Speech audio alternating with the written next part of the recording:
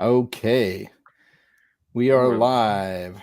Welcome, everybody, to another Chaz and Friends episode. This is episode number 5, and I am joined by the amazing Dan from Treebeard's Book Reviews. Oh man, you're setting expectations then. So, right? Well, Yeah. my expectations were sold a long time ago. Oh, thank you. Yeah, good stuff, man. Yeah, I've Oh, been thank you. very excited to get Dan on the channel here. Um, as always with Chaz and Friends, this is a very laid back format. We just kind of talk about whatever, and Mhm. no doubt books will come into it. I'm sure. For So sure. just really excited to talk with Dan. I'm going to let Dan tell you a little bit about himself and his channel, and then away we go. Yeah, so my name's Dan. My channel is Treebeard Book Reviews. And I guess in the name, like I do book reviews, do all sorts of mainly focusing on sci-fi fantasy, do the odd like book tag, and yeah, it's got a lot of like funky little videos like talking about like my likes and just talking about the books I enjoy and trying to create a bookish community. So Well, you've done an excellent job of it. Yeah, we were just talking a little bit before the stream started about your recent successes with hitting the 1,000 subscriber mark, and your so is your YouTube partner program official, or are they still processing it? they're still processing it, and Okay, like yeah, I'm it's sure a it takes a no while. no rush. Like I know it takes. They said it takes about a month, which is fine. Like it takes as long as it takes, right? I'd rather Yeah. them do their research and look through all my videos and channel to make sure that I can join the monetization stuff. So yeah, no, that's kind of cool. Like I didn't think I'd ever hit 1,000 subscribers. Like I didn't think I'd hit 100 subscribers. That was like the big thing. They just started this YouTube channel last year on the something to do, and Hmm. it's just been so much fun. Like just the whole booktube community and like meeting like amazing content creators like yourself and like Bryce and Jonathan, like just Jonathan over Words and Time. So yeah, it's just like there's just so many amazing people there, and Yeah. I'm always finding new channels, and then people are joining my Discord, and they're like, "Hey, I have a YouTube channel." I'm like, "Sweet!" Look, it's really cool just to see all these people making this amazing content, and I just I watched BookTube for years, not Hmm. realizing how deep the pool was, and now that it's almost like being in like an indie author in a sense where you see all these smaller booktubers and they make such great content, and you're just like, oh, like why aren't these guys huge too, right? Because they're so good. Right, exactly. Yeah, it is. That's a good comparison. It is a lot like being an indie author because Mhm.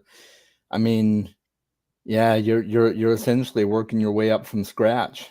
Yeah. So yeah, you're doing it yourself, and Well, like that's the thing, like with YouTube, like when you see all these channels and you're like they have like 1 million subscribers, and you're just like, when you join YouTube, you're like, yeah, first week I'll have like 500 subscribers, and the next I'll have 1,000, and then I'll be making the big bucks. And it's like it's not like that. Like it's really having like a work ethic and a commitment to it, and also enjoying it. Because if you don't like it, like don't do it. It's one of those things. Like I think I read like most YouTubers who start a channel like give up after the third video, and mm-hmm.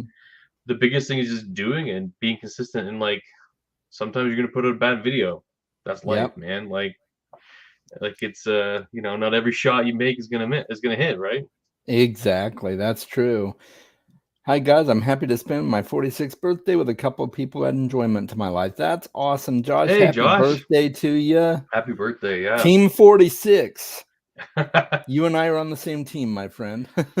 Yeah, well, everyone was wishing me like happy birthday as I did my birthday book haul, and it was like happy birthday. I'm like, oh sweet, that's so nice. And I'm like, oh darn it. My birthday's not till the 29th of April. Maybe I like shot the gun. I shot the gun a little early, but it's that's fine. I mean, it's my birthday month. I've been kind of celebrating like I don't know.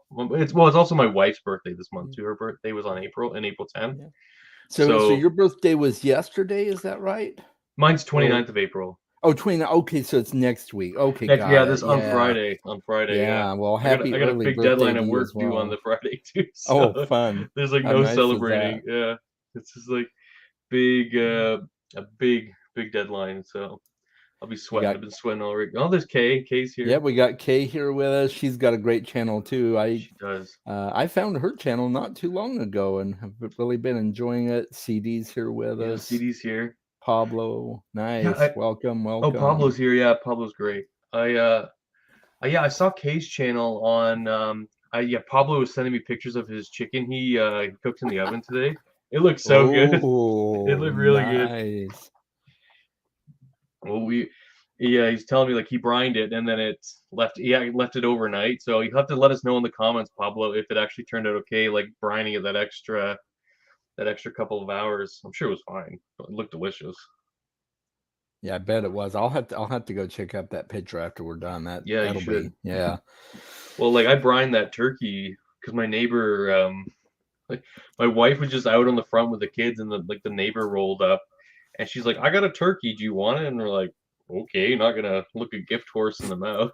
Mm-hmm. So I get home from work. My wife's like, "I got a turkey." I'm like, "Why'd you buy a turkey?" She's like, "No, the neighbor gave it to me." Pablo's saying, "I'm still bitter. I couldn't smoke it." Yeah, right. Yeah.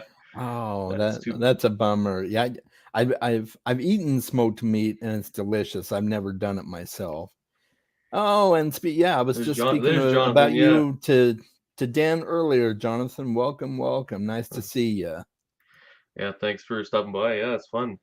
Yeah. So Yeah. like, I smoked this turkey. Like I brined it overnight for 24 hours, and then I smoked it with some cherry wood, and it was perfect. It was like the Oh, best that's turkey. awesome. And then the leftovers we made like turkey pot pies, and oh, they're so good. I bet so. Yeah. Yeah, I love a good pot pie.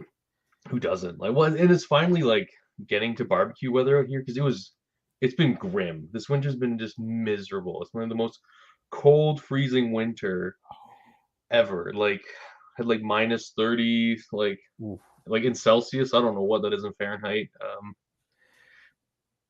Yeah, Like I'm not sure either, but I know like yeah, if you live in Eastern America anywhere, you're Eastern North America anywhere ugh. is just super cold. Yeah. Oh, like I I don't always envy walk you my at all. dog. Like I'm always one who walks my dog in the evening. So it's like 6, 7 o'clock, and in the winter, I'm like, like my wife's like, "What's the temperature?" I'm like, "There isn't one. Like it's Right. freezing. Like it's too cold." So, Yeah. oh, Yeah, I grew up in southern Utah and we had some really cold winters, mm, but the worst it ever got was 23 below zero. I'm sure you guys hit lower than that probably. yeah, I think with the wind chill, like the coldest it got was like minus like 48 or something like that. Yeah. That's cold. Those are the ones where you're running out with the dog. You're like, "Okay, you're gonna poop." It like the poop just turns icicles. Like hits the ground like Right. plunk. But it's so cold. Looks like But it's been cold where Kay is at too. Where are you at again, Kay? Um yeah, that's crazy. yeah, it's luckily my dog's pretty good about like putting her little booties on. So we put her boots on and then That's like good. take her out for the walk. So no, I didn't mind it. Like I usually listen to audiobooks while I'm walking. So it's nice Hmm. with the nicer weather. I can get out for at least an hour and oh, you're in Okay. Southern Ontario. Okay, so you're like Nice. probably right around me then. So like I'm like an hour west of Toronto. So Yeah. yeah, Southern Ontario. It was pretty cold, but today was like gorgeous. It was like the nicest day it's been in months. Wow, that's nice. That reminds me. You ever see Cool Runnings? Oh yeah, yeah. Yeah, John that reminds Candy. me of that part in Cool Runnings where he's like, "Cold, I'm freezing my Rastafarian nays off." Yeah. Oh, that's a great movie. It's a Yeah, cult it is. classic. Yeah, absolutely. It's so funny. Oh, Oh, he's Josh is in yeah, Cambridge. Josh, you're Cambridge. super Yeah, close. I'm in Kitchener. That's nice. hilarious. That's real close. So Look to meet up. yeah, we might have to, man. Like I know Josh he does board games on his channel, Hmm. and I've got I got like a bunch of board games. If I can show you here, like Oh yeah, I got like 200 board games over there. So Yeah, I've got a lot of board games too. Yeah. that's like my thing. Like my things are like board games, books, and like and barbecue, but maybe not in that order. It's probably books, board games, barbecue. So Nice. Mine's books, board games, and movies and TV shows. nice. I'm an all around nerd or Yeah, geek or whatever you want to call it. which They're they all interchangeable. apply, right? Yeah. I've really not been able to watch a lot of yeah, we're neighbors, Josh. Like we're literally neighbors. Yeah, I like I don't watch any TV. Like I have a TV, I own TVs, but my kids mainly watch them. Like my PlayStation, I don't even use it. Like it's literally a vessel for Netflix and like Paw Patrol. That's all it is. Same with mine. Although my son is an avid gamer, so Is he he? plays a lot of video games. Yeah. I play video games when I Mhm. get the chance, but it's not my high priority. Same, yeah. But I did get Elden Ring, and I put a Oh, you few did. hours into Elden Ring, and How you liking it? I love it. It's a great game, but it is butt ass hard, man. It is. Oh my gosh. The I mean, I only pro, PC. Did you play it on PC or did you get it for like PlayStation? I have the PS5 Oh, you version. got a Yeah, PS5. Wow. yeah, yeah. I was lucky enough to. I had signed up for this thing with Best Buy, Oh, okay. and if you sign up on their list, you get early access to purchases. So I was able to Cool. get in that way. I wasn't able to buy just a standalone PlayStation. I had to buy a bundle, but Oh, it I was mean, worth it. We use it a lot. So there's like a superstore. Oh yeah, Josh, definitely. Yeah, we'll have to get together some board games and stuff like that because I know I've been like jonesing for some board games because like it's just me and my wife right now, right? And like I used to have a board gaming group that I would play with because of you know the COVID, I kind of like shut down. So I've mainly just been doing like D&D. Like I have a biweekly D&D group that I yeah, play I with. remember you mentioned that. So that's usually every other Friday. It was supposed to be last week, but it was Easter, so we didn't do it last week. So it's been a couple weeks since our last session. So it's a lot of fun. I really enjoy it. Um, I always end up playing like some chaotic evil or neutral evil character. Like it's just more fun. It is. Yeah, you get to have a lot more fun with that type of character Yeah, you for can do a lot sure. more stabby and steely. So Yeah, and not be too morally too worried about it morally. Like this is fine. Just keep going on my merry way. Like right. so. I haven't played D&D a whole lot. I've played it a few times. I was always more of a board gamer or Yeah. Magic the Gathering. Yeah. I've enjoyed watching some stuff like some of the Critical Role episodes. I watched a D&D event where Patrick Rothfuss and a bunch of other people played together and stuff. But Oh yeah. yeah, I haven't played a whole lot of D&D myself. Well, what Hey, jar is there's there? Danielle. Hi, nice to see you. Well, I was gonna ask, like, so what's your favorite board game then? If you Oh, wow, that's a tough one. don't say Catan or like Monopoly or something. No, heavens, no. Yeah. Cool. My so if so there's a couple of them. Yeah. If I went with traditional family board games, I would say Scrabble. Okay. If I go with like tabletop RPG board games, I would say Splendor is probably my Splender's good. favorite, Yeah. I like Splendor. and also Unspeakable Words. Those two are Oh, tied. I've never played that. Unspeakable Words is kind of fun. The basic premise is it's kind of like Scrabble, where you build words and stuff like that. Okay. And then after you create the word, you add up the amount of points, and then after that you roll a dice, Okay. and then if the roll of the dice comes out to, I forget if it's less than the score that Hmm. you got on the cards, you have five little Cthulhu figures, Okay. and if you roll a certain number on the dice that's different than the score that you got on the word that you played, Hmm. you lose a Cthulhu. And then when you get down to one Cthulhu left, you're insane. And you can make up any word you want to, and you can make up a wacky definition for it, and So you you just know, start speaking in like mind flayer tongues, I guess. exactly, yeah, it's great. It's a lot of fun. You There know what was a game table. you would Oh, probably like? It's a game called Paperback. It's like a paperback. card game. It's like a Okay. it's like a deck building. Well, it's a deck builder, and you Uh-huh.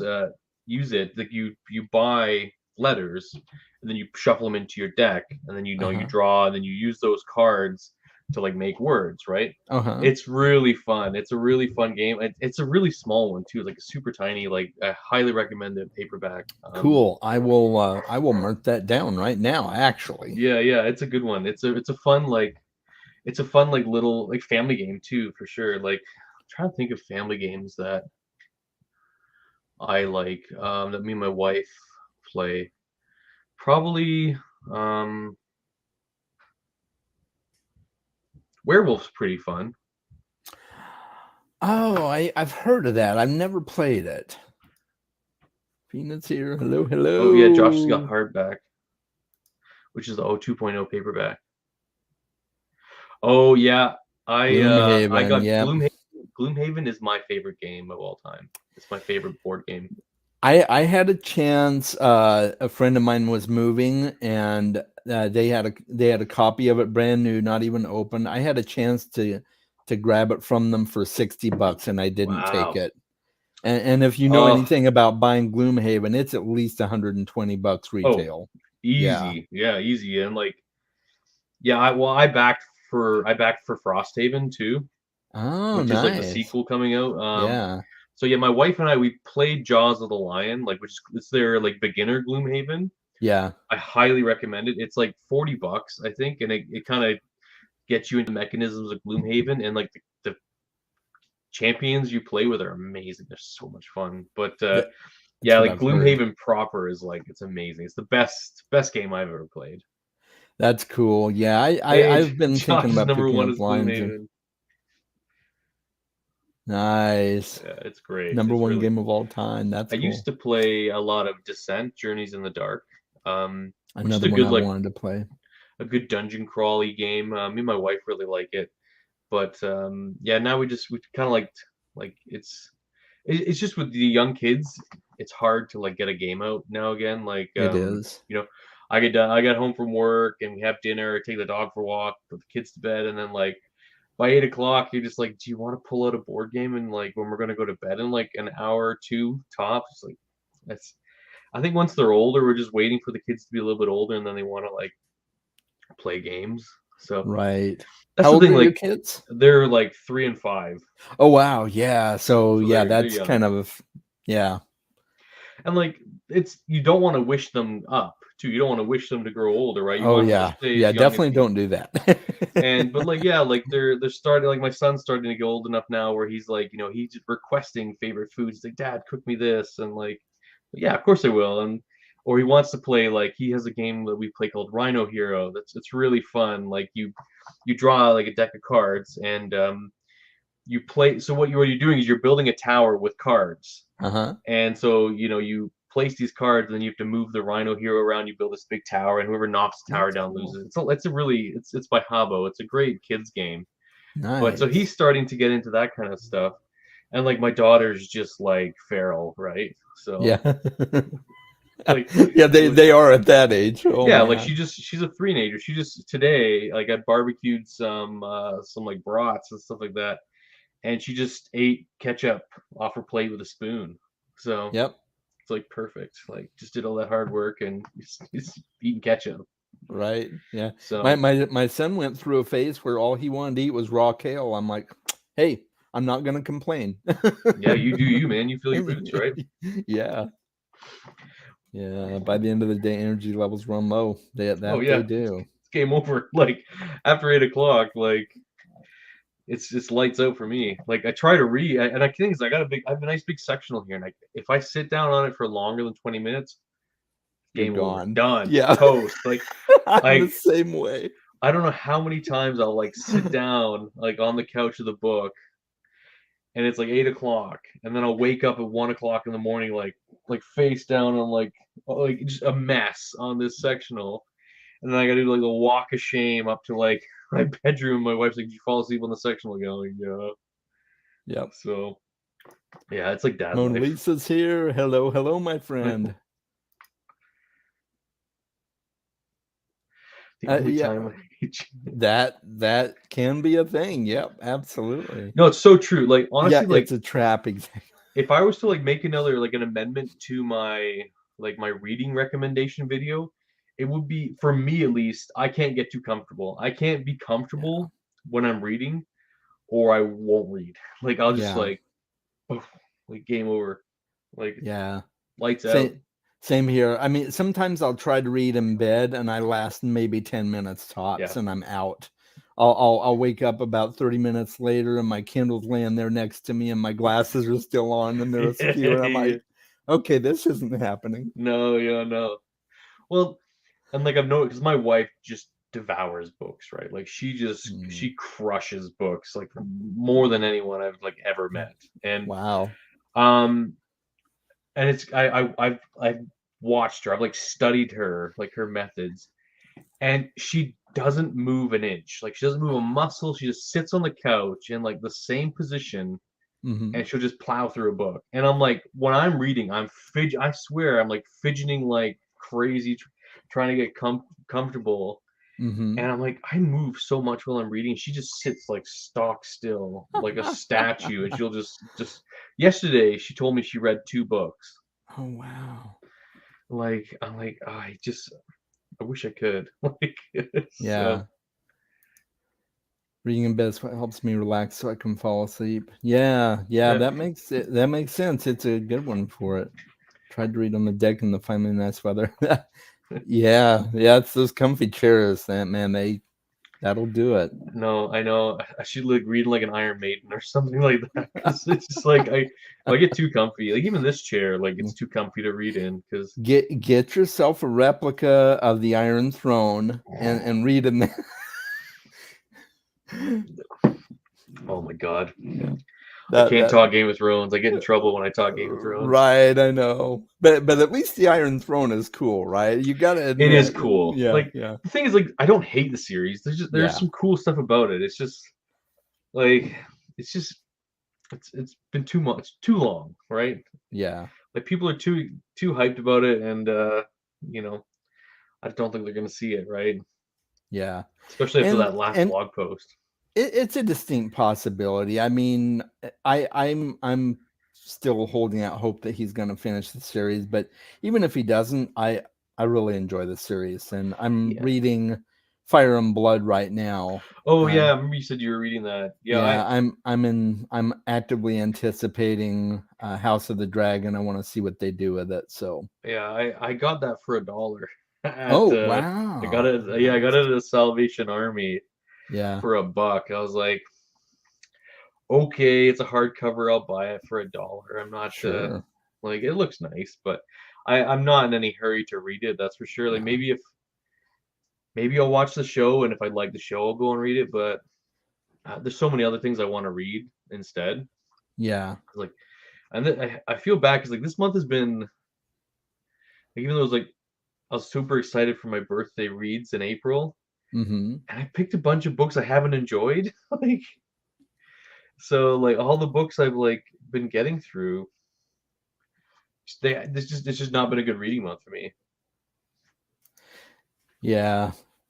Yeah, I hear you. It hasn't been a good one for me either, actually. Yeah. Yeah, Fire and Blood is incredible. Yeah, so he's got like a song of ice and fire. That's Yeah, cool. I'll Um, but yeah, it's I don't know what it is. April's been a weird month, right? I yeah. initially set out, and I had some ambitious goals. I initially set out to read The Dark Tower, Mm, to read Shadow and Claw, to yep. read Were you reading Songs of um Susanna or the Dark Tower, like book 7? the book 7. Yeah, I Mm. finished it actually. I did finish that. So Oh, you did? I'm done with everything Dark Tower, including Wind Through the Oh, you Keyhole. I did. read Okay, I was that. gonna ask. I read that prior to book 5. So, Oh, okay. and I read Salem's Lot prior to book 5. So I'm kind of all in the mix there. I'm Mhm. um So yeah, Dark Tower was. Um, I liked have you read the books? You haven't read. Okay. I'm on second. I actually put the second book down today. Yeah. Like I was reading it. I was like, do I enjoy this?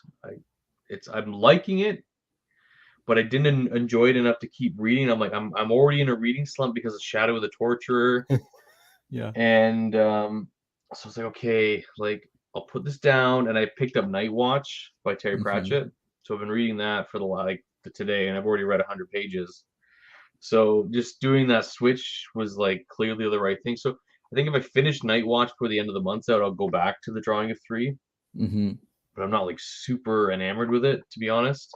It's definitely not my favorite of the Dark Tower, although I like it better than book one. Yeah, book one I was not a fan of. Like Yeah, I it was wasn't just like either.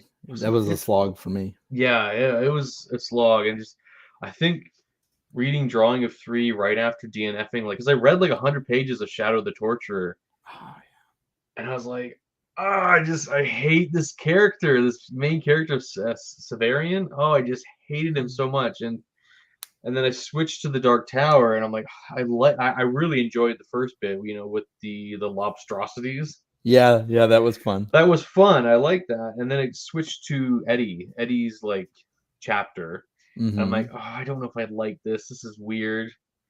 And so I'm like, okay, I'm gonna go for broke. I'm gonna put it down, not DNF it, and I'll come back to it and read Night Watch. So, Right. and I've been listening to The Hobbit, Hmm. narrated by Andy Serkis. Oh, that's awesome. It's so good. Yeah, I have those. I haven't done them yet. I'm anticipating eventually doing a Lord of the Rings reread and Hobbit and everything. I've already read Hobbit like 3 times, Oh, I know. I've so read it so twice many to my times. kids. Yeah, Uh, yeah. and I that can't wait so to read it to my kids. oh yeah, it's great for kids once they get to a certain point. It's Um, so good by Circus. Like I've listened to it like before. I can't remember who the audio narrator was, and it was okay. But this, like, as soon as he got to Riddles in the Dark, I had this giant like shit-eating grin on my face because it was so good. Like obviously, but yeah. it's yeah. I'm the same Kay. Yeah, exactly. Circus narration's good as it gets. Like I reread the Lord of the Rings every year. I've done it every year for the last this will be year 18, I think. Hmm. So I'm big on I can read it so fast now though. I've just read it so many times. I hear you. Yeah, it's one of those that becomes easier as you reread it because you remember a lot of stuff and it Oh goes yeah. quicker. Yeah, for sure. I feel like I'm So almost skimming at a certain point because I can just like you're reading I can just like, oh yeah, yeah, he's here. Yeah, they're going through the Shire, yeah, and yeah, I think that was was it the Rob Inglis? He had like an audiobook where he had all four of them in like one bundle you could get. Circus will be my first introduction to the audios. It's So so good. and The and all yeah, yeah. the only complaint I have for the circus ones Uh-huh. are his pronunciations of Oin and Gloin. Uh-huh. It calls him Owen and Glowin. Oh, And I'm interesting. like, that's wrong. Yeah. I think you of all people, Andy Serkis should know it's Oin and Gloin, not Owen and Glowin. And I'm just like, oh, luckily their names aren't mentioned too much, but like still, it's just like it's it was weird that that was what he got wrong because Gloin obviously is Gimli's father, and it's just Right. spoilers, I guess. But I can't spoil a book that's like 70 years Yeah. old. And Um, and and, and just as a side note, folks, if we I keep these Chaz and Friends streams open to spoilers. So okay, if you that's think right. something's coming up that might be a spoiler, just plug your ears and keep going with us.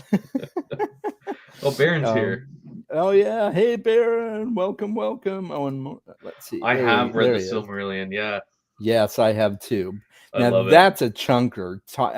Not so much in size, but Hmm, in scope dense. and English level. Oh my gosh, the English level. He can string a That's great. sentence together. Yeah. But I mean, that's some of the best. Like, if you're talking about the movies, they got so much from the opening scenes of Lord of the Rings, of the Fellowship of the Ring, was straight out of the Silmarillion. Well, yeah, like, but the thing is, like, in the Silmarillion, like that bit of the Silmarillion's like literally the last 3 pages. So, like, it's got all this other stuff, and then it's like just, I don't know. I do love the Silmarillion. I do too. It is a tough read. I've read it twice, I think. I've only I read have it a. once. I'll probably do a reread at some point.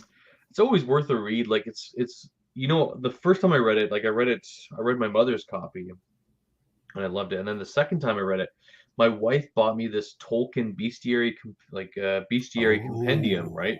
So I read it with nice. that like in my lap too, so I can like reference. You need a reference guide, I think, when you're reading the Silmarillion. So that's what I did. I was referencing it, and yeah, it was great. It was such a good time the second time around. The one story I really want to read is it came out a few years ago now. It's like the Tale of Beren and Luthien. Um, Yeah. Hmm. haven't read it. I know the Tale of Beren and Luthien through the Silmarillion, but I know Christopher Tolkien released it as like a full-fledged story. So Yeah, they expanded upon it yeah.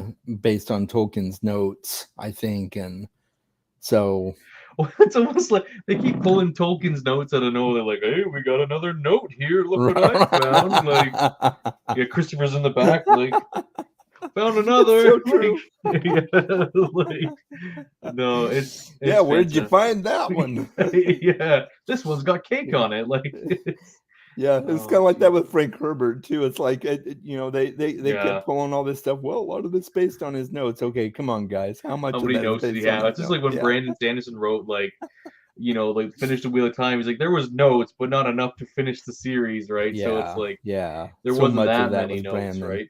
Hmm. And you can kind of tell with like the Wheel of Time, like which parts were like had to be in there for like that were Robert Jordan's because who was I talking with the other day? I'm not gonna spoil it, but like I won't Well, even that's talk about okay. it. But it was just like I a point. I haven't finished the series, It but was a book in like Towers. It was a part in Towers of Midnight where Matt fights this bit like this one character, and you can tell it's totally Brandon Sanderson like put hmm this thing in. Like it's literally like reading a video game combat scene. So I'm like, that's a total Brandon Sanderson add-in. But then there's other stuff that are happening around you. You can see that are like just totally like Robert Jordan. And it's just like oh yeah, it's really like a cut and chop like the way he put that book together. So interesting. it's Okay, it's still fairly seamless, but it's not like too bad. Oh, my dog's she must have seen something. it's all good. We're pet friendly here. Mm, yeah. She likes my wife more, anyways. Nice. But Well, yeah, I won't spoil a whole lot for you, but I will say, I mean, everybody's heard about the mixed feelings on the ending of Dark Tower, yeah, but I liked it. okay, Yeah, I thought it was a good ending, and it made perfect sense to me. It wasn't okay, the best ending I've ever read, but it yeah, was. I thought it made sense and it was good. So yeah. yeah.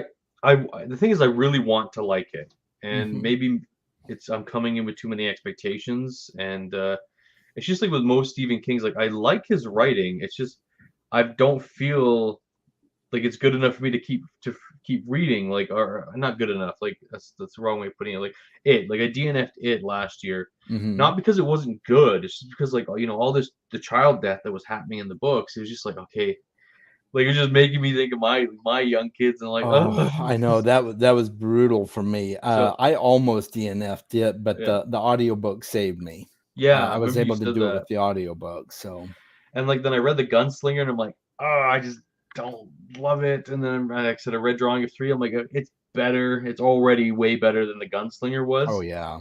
But I just like it's just not good enough right now for me to keep reading it. So I'll put it on the back burner. And yeah, so Stephen King's like one of those authors. I'm like, shit, if I don't like this guy, I'm gonna have to unhaul all these books because Right. um, I don't want to keep them on the shelf if I'm not gonna read them, right? So I was telling somebody today that I don't.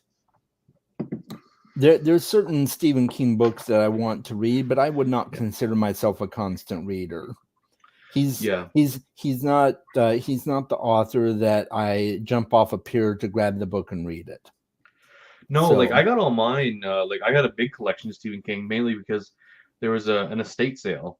Like I oh got yeah, that's right. all these Stephen King books for like $20. I think I got like 39 hardcovers for like $20, and so I just Nice. put a random bid on it. I was like, yeah, whatever. Like, if I get them, I get them. Like, I mainly wanted the hardcover of The Stand, like the complete and uncut edition I got, Right. because I've seen that at my local used bookstore, and that lady's selling it for like $120. I'm like, damn, is that like, is it that much really? And so I just saw it. I'm like, yeah, I'll put a bid on it. If I get it, I get it. If I don't, I don't. What the heck, right? So I Yeah. got it. So I was like, I got all these Stephen Kings, and I'm like, they're nice, and I do want to read them. It's just I just don't think he's that author for me yet, where I could stand by. Like the thing is, he's written so much, and I haven't read enough to like be a true King connoisseur. So, Mm-hmm. but yeah, like everything I've read, like his writing's been good. The writing's been Mm-hmm. good. It's just I don't the subject matter is just not been what gripped me. So Yeah, I get that. I can totally relate to that. Like I was surprised I liked Salem's Lot as much as I did. It's actually my favorite Stephen King book that I read. oh, okay, I did actually plan to And read Salem's Lot in October. yeah, So if I were you, if you do plan on getting through the Dark Tower, I mean you can read it anytime, but you definitely should read it after book 4. I heard it spoils, Because like there's a book five spoils it, right? yeah, book 5 completely spoils it. So, but Right. yeah, Salem's Lot's my favorite Stephen King book that I've read. Well, my favorites, I think it's called Stand by Me the movie, but is it called The Body? Oh, It was like a I Richard Bachman book. Like when he wrote yeah, his I'm like trying to Richard Bachman. remember the name of it. I don't think it's The Body. I think Is it's it? something else. What is it? Oh, Scott just finished Salem's Lot yesterday. Cool, Oh, man. I'm okay. glad you liked it. I Is did it too. is it The Long Walk? I'm not sure. I think it is. I think it's The Long Walk where Okay. like the kids are going like to find this girl's dead body, right? Like to go look at it. And I think it Right. is. And then there's also The Running Man too. I read The Running Man. That was all right.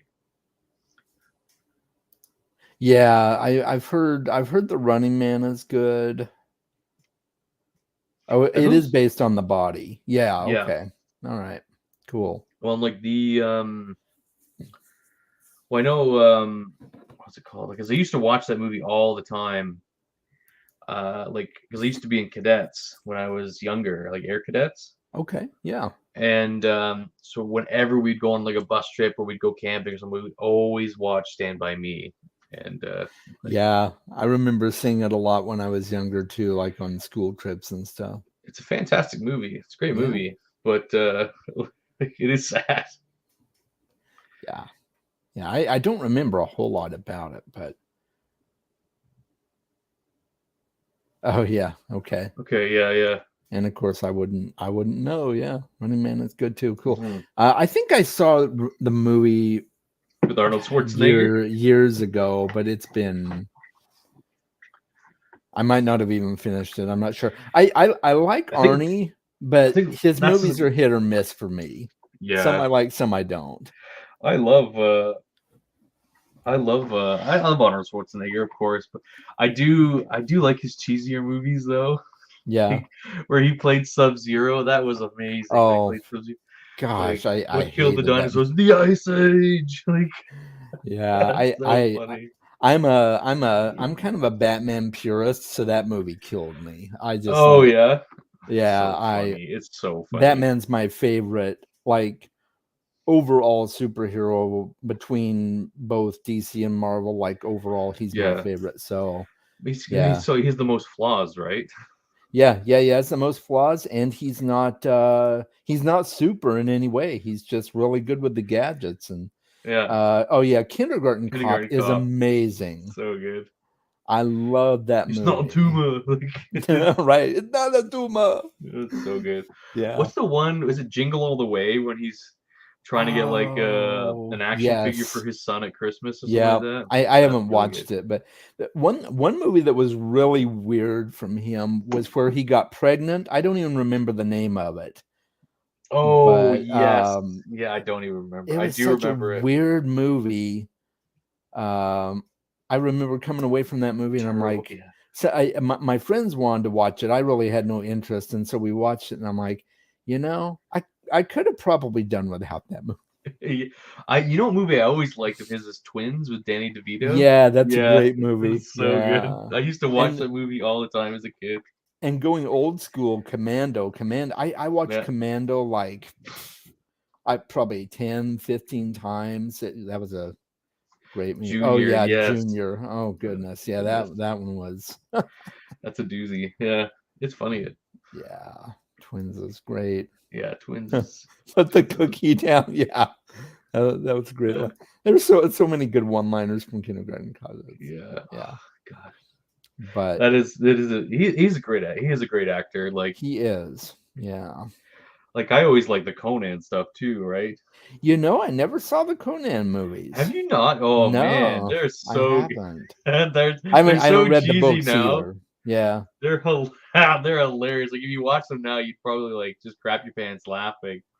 But they're so funny. Like there's like one section where like this guy pulls out like a snake and then he turns it into an arrow and he shoots it and it's like Oh perfectly wow. straight and then when it hits the guy in the neck, he's like ah! Like Oh no. it's so amazing. It's literally like or Oh you man. you've probably seen Oh, the meme too or the gif where like Arnie's being swung around. He's like arms are out. He's like being swung I around. have seen that. Yeah, Yeah. yeah, it's hilarious. They're honestly or then oh yeah, and then he knocks out a camel in one of them. Best part of the whole movie. Huh. Like this camel pops up and like startles him. He just like uppercuts this camel and like knocks it out. Yeah. It's hilarious. Like I don't know why they had to put it in there. I'm sure there was no animal cruelty going on, but it's like just stupid stuff like that you'll just laugh yourself to pieces watching it, Chaz. Yeah. It's Okay. I'll have to check him out for sure. I would I liked highly him in recommend. the. I don't think. What's that one where it's the all-star cast with Stallone and Oh, The Untouchables, is it? no, it's something like that, but it's the Expendables. Expendables, that's it. I liked him in the Expendables that he was in, Hmm. And the I think it was the second one where Chuck Norris was in it too, and Chuck Norris made a Chuck Norris joke. I'm Oh like, oh no, yeah, that was so lame. yeah. But it was good old action entertainment. Just The 'cause the art of the art of the beard. beard. Oh, here we Oh my goodness. go. So I was just talking to Dan before the stream started about this because now that I've hit 500 subscribers, I had mentioned to a couple of people in Discord that if I hit 1,000 subscribers, I'll grow the beard out for a year and put some Viking braids in it. Go full And go he full thought that Gandalf. yeah, and he thought that was a great idea, and I do too. But Dan's more knowledgeable on the art of the beard right now, at least. So I'll let Yeah, him tackle that one. the trick is just use your wife's shampoo. That's all Nice. I do. Like, Yeah. hey, this smells good. Do I want to smell like kiwi and like passion fruit? You're damn right I do. So then like put that in there. Yeah, I need to trim it though. It needs to trim the sides at least because it gets unruly and like all my grays are starting to you can see my grays in there. So Yeah. for all the stress My from working kids. my mustache part of it grows straight down right here. So I either have to just like trim it straight off or I have to keep Yeah, combing yeah, it yeah. back. That's the part of it I think that drives me nuts the most. Well, like mine like hides a lot of scars from like getting hit in the face from like hockey and stuff like that. Oh, So okay, I yeah. got a lot That's of helpful. patches like in here from like that just it's just hair growing on top of like scars where there's no hair growing. Yeah. Well, So I got that's helpful. It kind of covers that up. oh yeah, it's Thanks great for for joining that. us, Fina. She wants me to grow the Viking beard. Yeah, there we go. Yeah, beard oil's good. I do like beard oil, or beard balm. Like the Hmm. biggest trick I've learned is like once you get out of the shower, like use like a blow dryer and blow down on it, and then Yeah. like comb it out, because that's like I always have my like you know really here like my beard like Uh-huh. Kent comb, and then my like my boar hair like bristle brush, like Yeah, I always worth noticed that. to have them on you.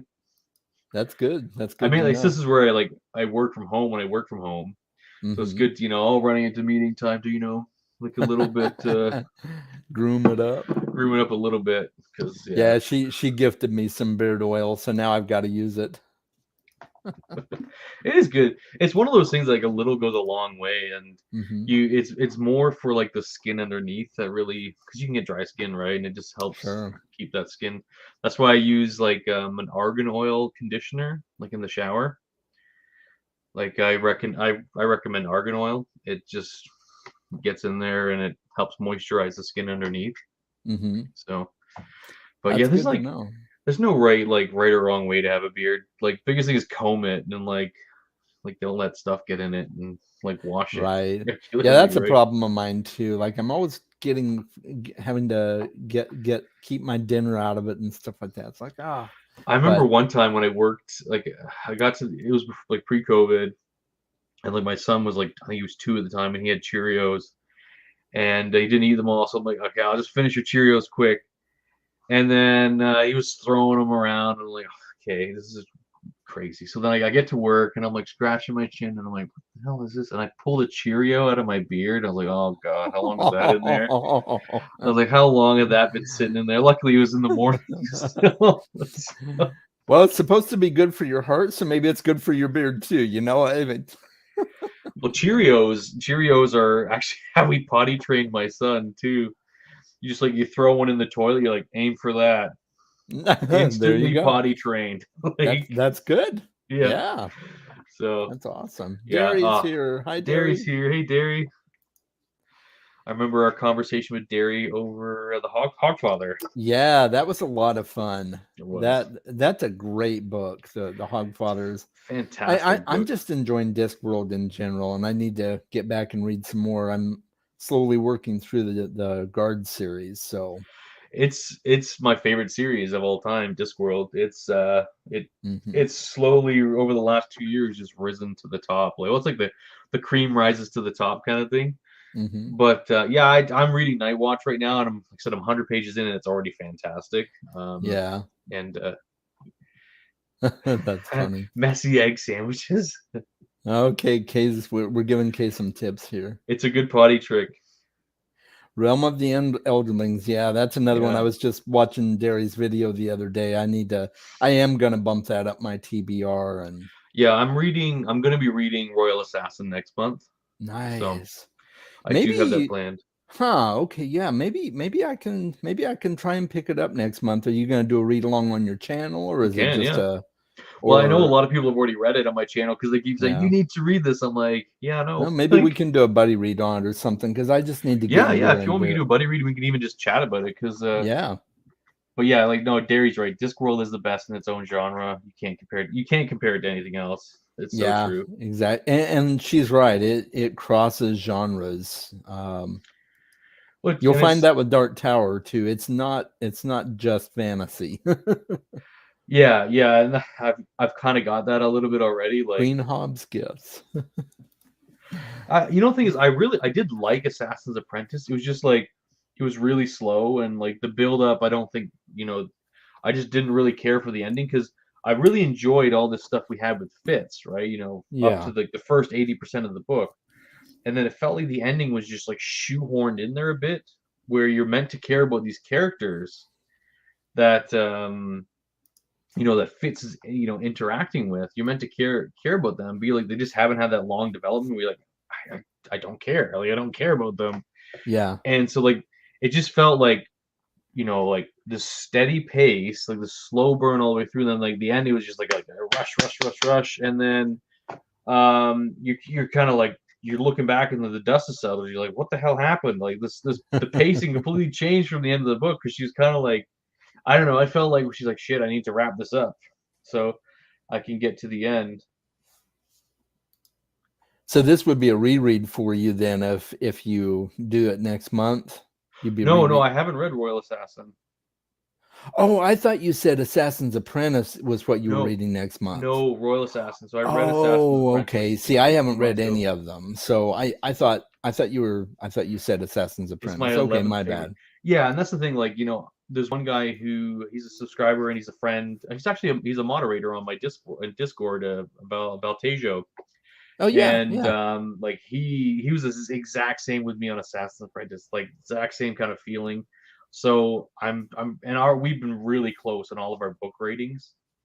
So I'm thinking going in like with Royal Assassin, I'll probably love it. Like, yeah, and I have the special edition I got. I found that one like book thrifting. I got it for like 2.99. yeah. So I'm gonna probably Well, read that edition.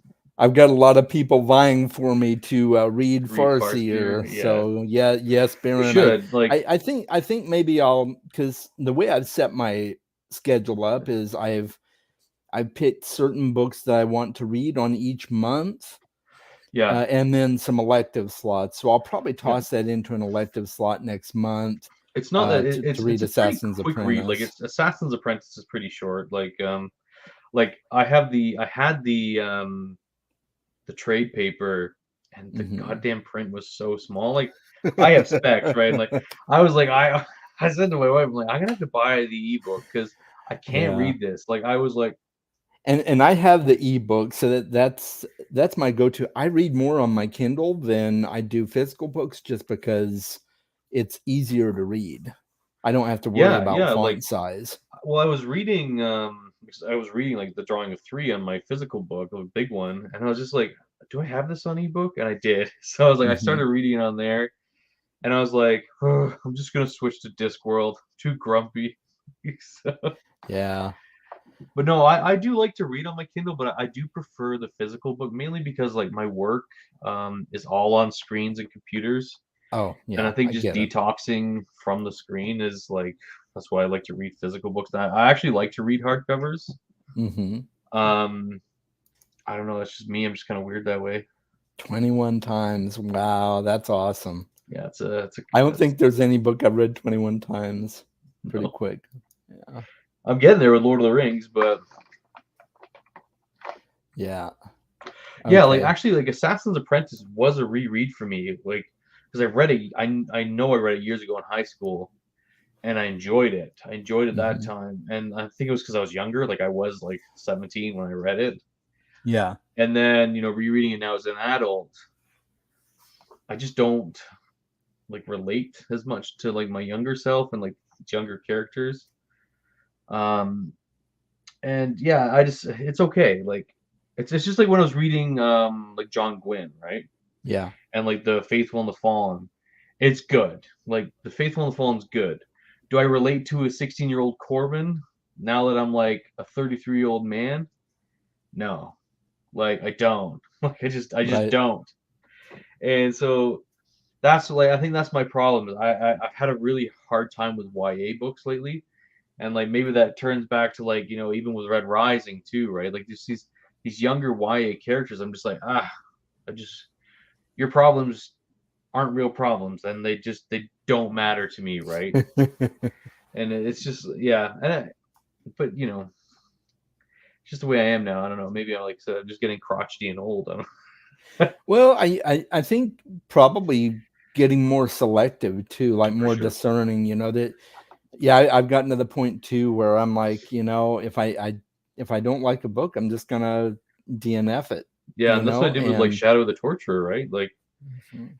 and like Severian, like he's like a young kid. He's like 18, and he was When a we first start out, monster. yeah, He's a monster, and he had this. The thing I didn't like was he had this like really like like really gross and unhealthy relationship with women. he does. I will say that, yeah. And I was just like, this is not for me. Like this, I was just reading this, and I'm like, maybe I'll read it again like later, but right now, this is not something I want to read. And so, yeah, and it's just I find when I DNF a book, it really throws me into a bit of a slump because Hmm. like especially like I don't DNF till like 30-40% into the book, so I've already committed time and energy to the book, and then like so. my wife can DNF a book. Like she'll DNF a book and like she'll. I think she told me she DNF'd a book on page 4 the other day. Oh wow. Oh my goodness. So Yeah. she's like she reads so fast and so much that she has a really good sense of like what she's gonna like. Mm-hmm. There's a lot of like Robin Hobb Farseer stuff There going on to look are. Yeah, on. there's a lot of fans here. Yeah. And there, so on the subject of problematic things in books, you will encounter that. I mean, even in Drawing of the Three, there's some uncomfortable stuff in well, all of Stephen King's books, but the Dark Tower has some, and yeah, Shadow of the Torture Yeah. is definitely one of those where well, and even with Dresden, I mean, he has problematic relationships with women, but Yeah. the thing I like about Dresden is he grows and matures over time and kind of moves away from that, and that's kind of why I'm sticking with Shadow of the Torture, to Okay. just see, okay, maybe Severian's going to kind of grow out of this and mature a little bit. I hope so. Yeah.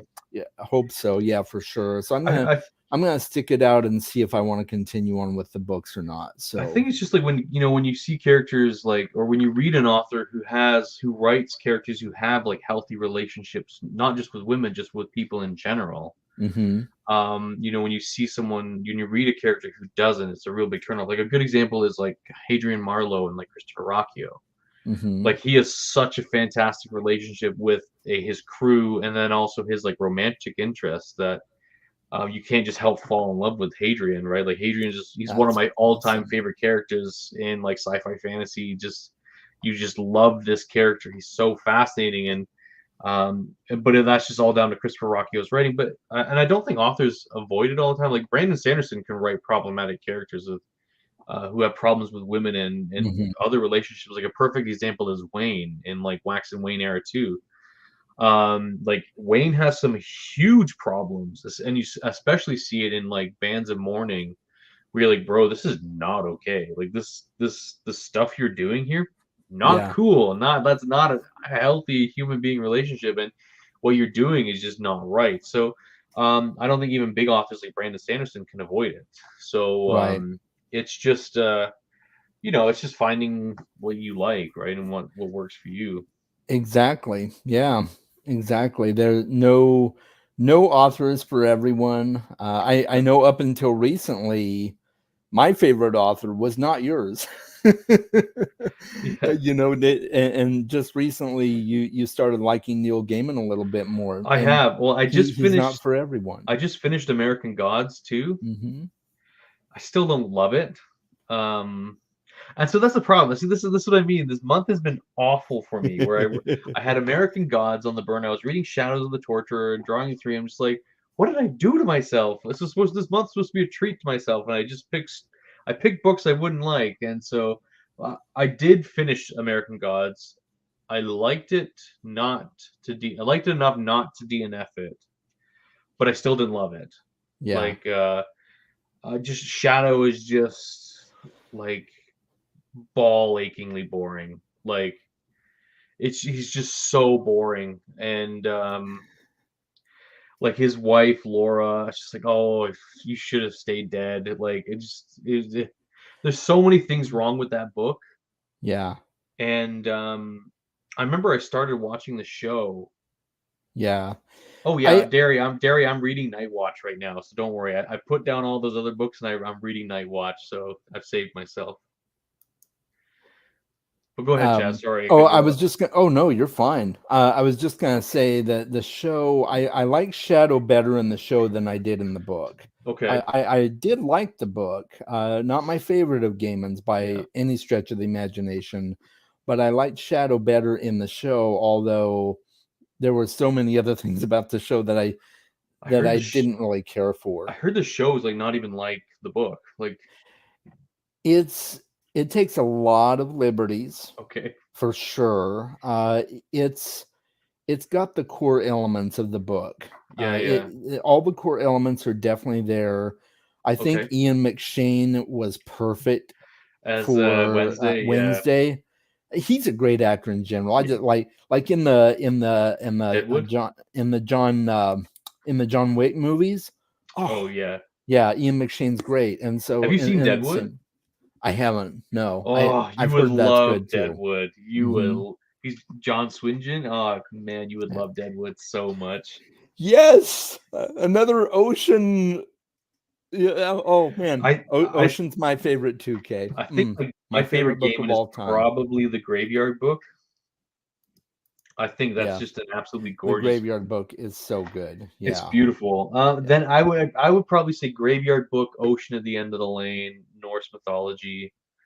It's still American Gods is still better than Stardust because Okay. Stardust. I don't know Yeah, what. I like Stardust better, but that's okay. That's okay again.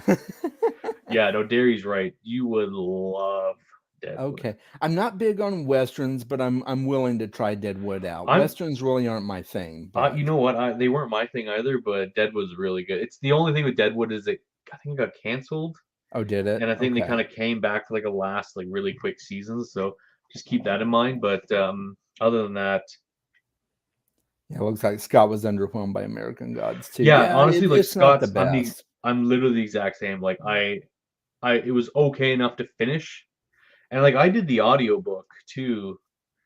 And audiobooks, I give a lot of leeway to. Like I can suffer through an audiobook, but a Yeah, physical read, of like you're yeah, gone. It was okay. Like I said, the only character I liked was Anansi. yeah. Anansi's great, and I have not read Anansi Boys yet. I'm gonna get to that eventually here. I do want to read Anansi Boys. Like I did get that in my last book haul. I found like a first edition like hardcover. Oh, nice. Yeah, it's really cool. So I was like, I'll read the Anansi Boys. So, Yeah, but I've been looking at the folio edition oh, have you? It's for that and for American Gods, but because American Gods is not my favorite, I'm not going to go for the folio on that one. yeah, If yeah. folio did an Ocean at the End of the Lane, I Oh, would did be they? like, take my money, please. You know what Folio Society did, but they lost the rights to it. They did Small Gods and Mort by like Terry Pratchett. Yeah, I heard that they lost rights. I'm like, Uh, what's up with that? well, I think because they buy the rights for like either like one like quick publication because I think Right. they did a felt like version of Mort Mm-hmm. and then they did the normal like folio edition. But Mm-hmm. yeah, like they lost the rights to it after I think they only had it for like 4 years or 3 years. Like it was a really limited print, Mm-hmm. and so hopefully they can get it back because I'll buy that in a heartbeat, like anything. Right. Absolutely. Okay, so Scott didn't like it Okay. then. And it could be that it'll be just like American Gods, where it's kind of like Well, it's American. it's okay, but It's part of the sequel. It's a it sequel, right? is. Yeah. So I don't know if Shadow's in it, but Shadow was just Yeah, I don't know if he is. I read there's a couple of other short stories with Shadow in them. okay. There's Well, one in Trigger Warning, and there's one in Fragile Things. okay, because I got the Unnatural Histories by Neil Gaiman. Oh yeah, I saw like yeah, a Unnatural Creatures. Yeah, I yes, saw Unnatural that. Creatures. I Yeah, had yeah. that as well, and it's actually my understanding. I haven't read it yet. Is the stories aren't written by Neil Gaiman? He's the general editor. Oh, Like okay, that's he fine. handpicked them and put his stamp of approval on them, but they're Cool. not written by him. I could be wrong though. I'll check it So out. Like I said, like I like Gaiman now. Like I'm not yeah, like a hater at all by any means. Um, so yeah, like I genuinely like his stuff, and I will probably read Neverwhere or listen to Neverwhere next. that's my second. So in terms of Neil Gaiman books, Ocean is my favorite. Yeah, Neverwhere is my second favorite, and then Graveyard is my third. yeah. It's Yeah, the Graveyard Book. I just loved it so yeah, much. It was so simple, but it was just you really felt dropped into the graveyard, and you had this beautiful ambiance, and I loved it so much. I actually bought the illustrated like editions. yeah. So I was gonna, I'm like, oh, I'll get these and I'll read them to my son and stuff. Then I open the first page and like the murder of Bot's family, like, oh, Right. there's like blood everywhere. I'm like, shit, maybe he'll need to be a little bit older. Yeah, So maybe a little. Yeah. yeah, so yeah, no, I like game. I do need, I need to read his Good Omens, so Need to reread number 4. Yeah. Yeah, it's a great book. Yeah, Good Omens is fantastic. And the beauty of it is it's a mesh with your favorite author, yeah, Terry Pratchett. So I mean, you I know got I'll love it. Well, the thing is, yeah. like, can you tell who wrote it of the two, like out of the two of You them, right? you can't really, at least I couldn't. Hmm. Although I will say at the time I read it, I had not read any Pratchett. Okay. So I'm not a good authority on that. But No, I haven't read Good Omens, Dairy. yeah, so we kind of have a love affair in our house with Good Omens. Okay. I read the book, my sons read the book, my Yeah. daughter and I are listening to the audiobook. Oh, which one are you Uh, listening to? Like, uh, is it? it's the new dramatized version, the Okay, brand new yeah, one. Oh, and David Tennant and Michael Sheen do yeah. their it's brilliant. Okay, that's the one I So want to buy. oh yeah, that's the one. You definitely want that one. Okay. And then of course I watched the show. I watched the show with my kids when it came out, and my daughter and I rewatched it together, and she watched it with her mom at her place, and it's my daughter's that she loves Good Omens, and I so do I. Like we have Good Omens Funko Pops and everything. Oh, do It's you? yeah, it's great. I watched Good Omens over Christmas. I was like, wrapping my kids like Christmas presents. I was like, oh, I'll sit Hmm. down, I'll put on an episode of something, and I put on Good Omens. Uh-huh. So I'm like wrapping the Christmas presents, and then by the time I was done wrapping, I was sitting on the couch like watching all. I watched the whole like season because I just loved it. Like they are such a cute homosexual couple, like Oh yeah, Aziraphale and Crowley. yeah. It's funny I know because it's like never stated that they are or anything, but it's just yeah, they're such a and cute couple. in the book they're not, but yeah, it's yeah. My daughter calls it queer baiting because they Yeah, are they just kind of they bring you right to the line of it, but right they to the never line. outright say it, and Even if they're not, like it's they're just they're such a such. great couple. Yeah, Yeah, yeah, they're like the they cutest are. friends. Like, Um, it is a little bit to get used to the character perspectives. Kay, I'll give you that at first. Yeah, good night, good night, yeah. Good Mom. night, Mona Lisa.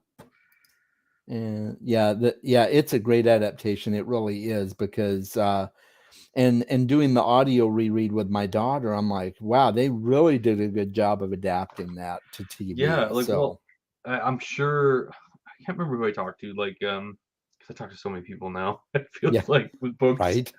And they're just like, yeah, it's super true to the show is like really close to the book. So they It and that's is. the thing, if you're gonna do an adaptation, make it an adaptation. Don't like change it. And that's my biggest Yeah. problem with adaptations is like they just change it. And so like Yeah. unnecessarily, right?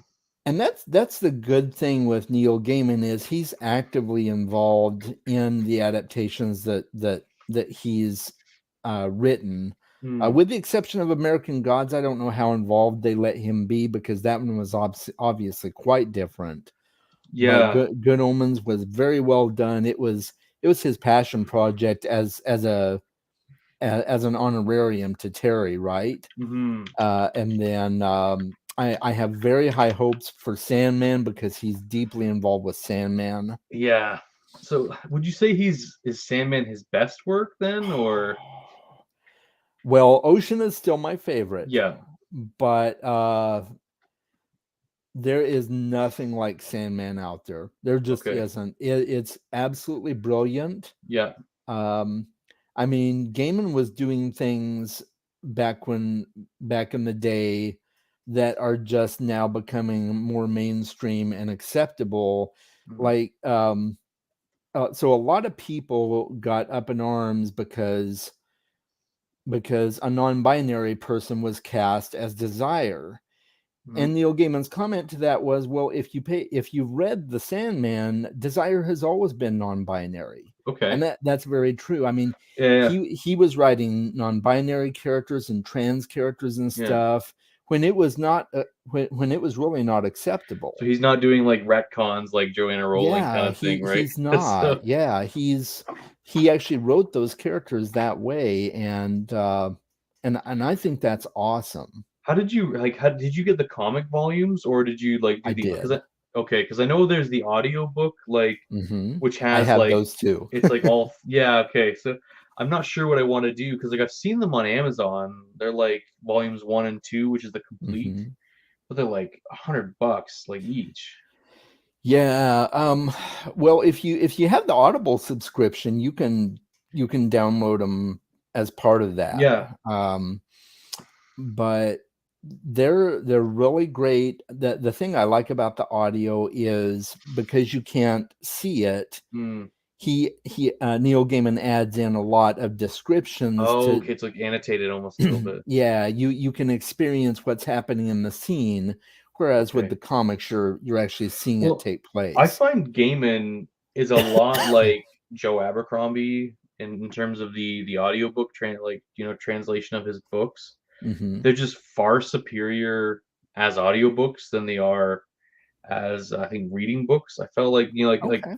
especially with Joe Abercrombie like with having Stephen Pacey like narrate his audiobooks. Like Stephen Pacey has a golden voice anyways, Right. but it's just I've it's heard that. like I've read The Blade itself and I liked it. And then I listened to the audiobook version. I'm like, wow, this is a much better way of just of absorbing this book because he adds so much to the performance, and it's mainly because of just Stephen Pacey is so amazing at doing internal monologue when he's doing his voice acting that it's Yeah. just seamless and it perfectly pairs with like Sandan Glokta and it's but yeah, no, Game like I said, Gaiman, like I've loved all of his audiobooks. Like I said, Graveyard Book hmm audiobook, like Ocean at the End of the Lane, which that was a Ocean's beautiful fantastic. audiobook. And even Norse mythology, I thought it was fantastic. I absolutely love Norse mythology too. Yeah, yeah, Norse mythology was fantastic. So much fun. I was literally coming apart laughing with the wedding at Freya or the wedding of Yeah. Freya. I was just dying.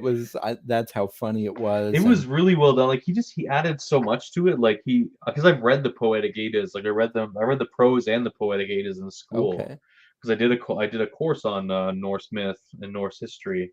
So, like my hmm background is in ancient history, and so I did a class on it, and I had to read them, and they're good. They're dry, and like they're the Yeah, translations from like Norse to like to Old English, and then Old English to English, right? right.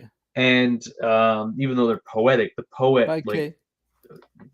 the poetry doesn't really kind of come through in the translation very well, like the Poetic hmm Eddas. So it was nice to see Gaiman take those stories and turn them into like a cohesive, like funny, like relatable story with Thor and Odin and Loki and stuff like that. hmm He did a fantastic job. Yeah, absolutely. It's great, and the audiobooks again are great. I would highly recommend the Sandman audio, but I'd recommend the Hmm. comics as well Yeah, to get that visual. The artwork is just absolutely I heard breathtaking. it's really cool. Yeah, I've seen them for sale like on Marketplace a few times, and I just haven't because maybe I think some of them weren't they're piecemeal, like they weren't like the full like volumes. Right. And because I don't want to like jump into like volume 16, right? I kind of want to get like volume one up to because how like there's a lot of volumes, is there not? Well, the original Sandman arc is made up of Okay, 11 graphic novels, and then there's okay, a Sandman universe, which I haven't read that yet, but that's written by other people, and okay. he's kind of the general editor of it. So Gotcha, gotcha, gotcha. yeah, Sandman was like she said is that's the series that actually put him on the map that made him Okay. popular. So Yeah, I um, mean, I'm definitely interested. Like, I think a few years ago, I would be a no, but I think now for sure, like, I just really like his audiobook, so I think I'll probably do the audiobook first, and yeah, go for it. if I see the like the volumes, like I'll buy them because Yeah. like Well, and yeah, even on the audio, yeah, like Derry said here, it's absolutely amazing. I yeah, highly recommend it. And what she says here too Yeah, Oh, it's it's a a DC DC title. title. Yeah, in fact, as you read them, you'll encounter characters like John Constantine, the Justice League. Whoa. You'll see them pop up in there. Not to spoil it, sorry, Yeah, that's fine. but No, no, no, that's fine. Like yeah. that's amazing So, that he got into like DC like that. oh yeah, yeah. In fact, and then there's some other series that overlap with it, like Lucifer was created Okay. by Neil Gaiman, and it's part of the Sandman. Oh, like the show Uh, Lucifer? Yeah, the show Lucifer is based on it. Based I don't know on how accurate the show okay. is to the because I haven't watched it or I haven't read watched it the either. Like Lucifer I said, comics, but I don't watch a lot of television, so yeah, but yeah, Lucifer was originally a creation huh, of Neil Gaiman, hmm, and there's some others as well that overlap into the Sandman universe. So that's cool. yeah, I yeah, didn't it's know. a lot of fun. Yeah, I And bet it. Like and even Lock and Key did a crossover with Sandman. okay. Yeah. Yeah, they did a crossover where the key to hell pops up in the Lot family. So, Okay. yeah. That's cool. Yeah. That's pretty sweet. Yeah, I know, like, I'm totally interested. Like, I gotta, I know I gotta give it a try. So, Yeah.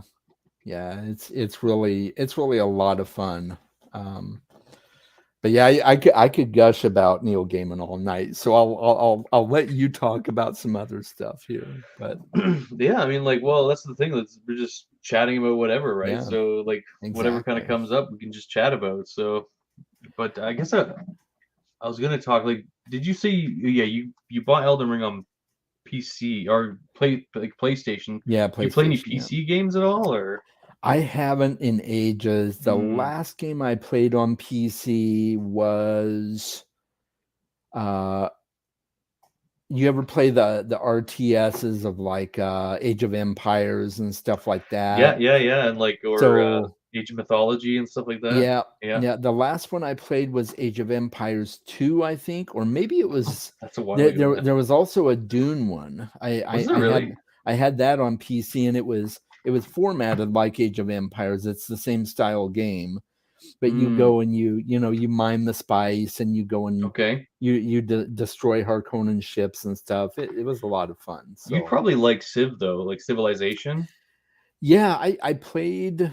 So my buddy used to always want to play CivNet with me, Yeah, yeah. and I just I never really got into it. Yeah, for some reason I didn't care for Civ. It looks I like a cool game, but it's it's amazing. It was my favorite game probably. Like my favorite video game is like Civilization 6.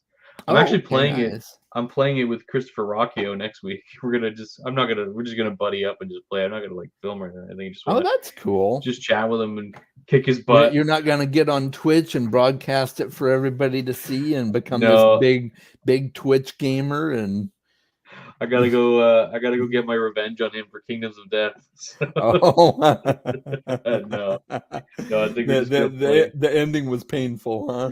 Oh my God, that book was so sad. Like, and it was one of those books too, like where you like it punches you in the gut, and as soon as you start to recover, he just like punches you in the face, and then Oh it's like no. it's brutal, man. Like I by the end, you've been river danced on by Christopher Rocchio at the end of the book because like he River just danced. Oh oh yeah, wow. he was That just that creates a mental picture for me right there. I he love just River Dance. So he just took it to town. But you know what though? Like I think it was beautifully written, and yeah.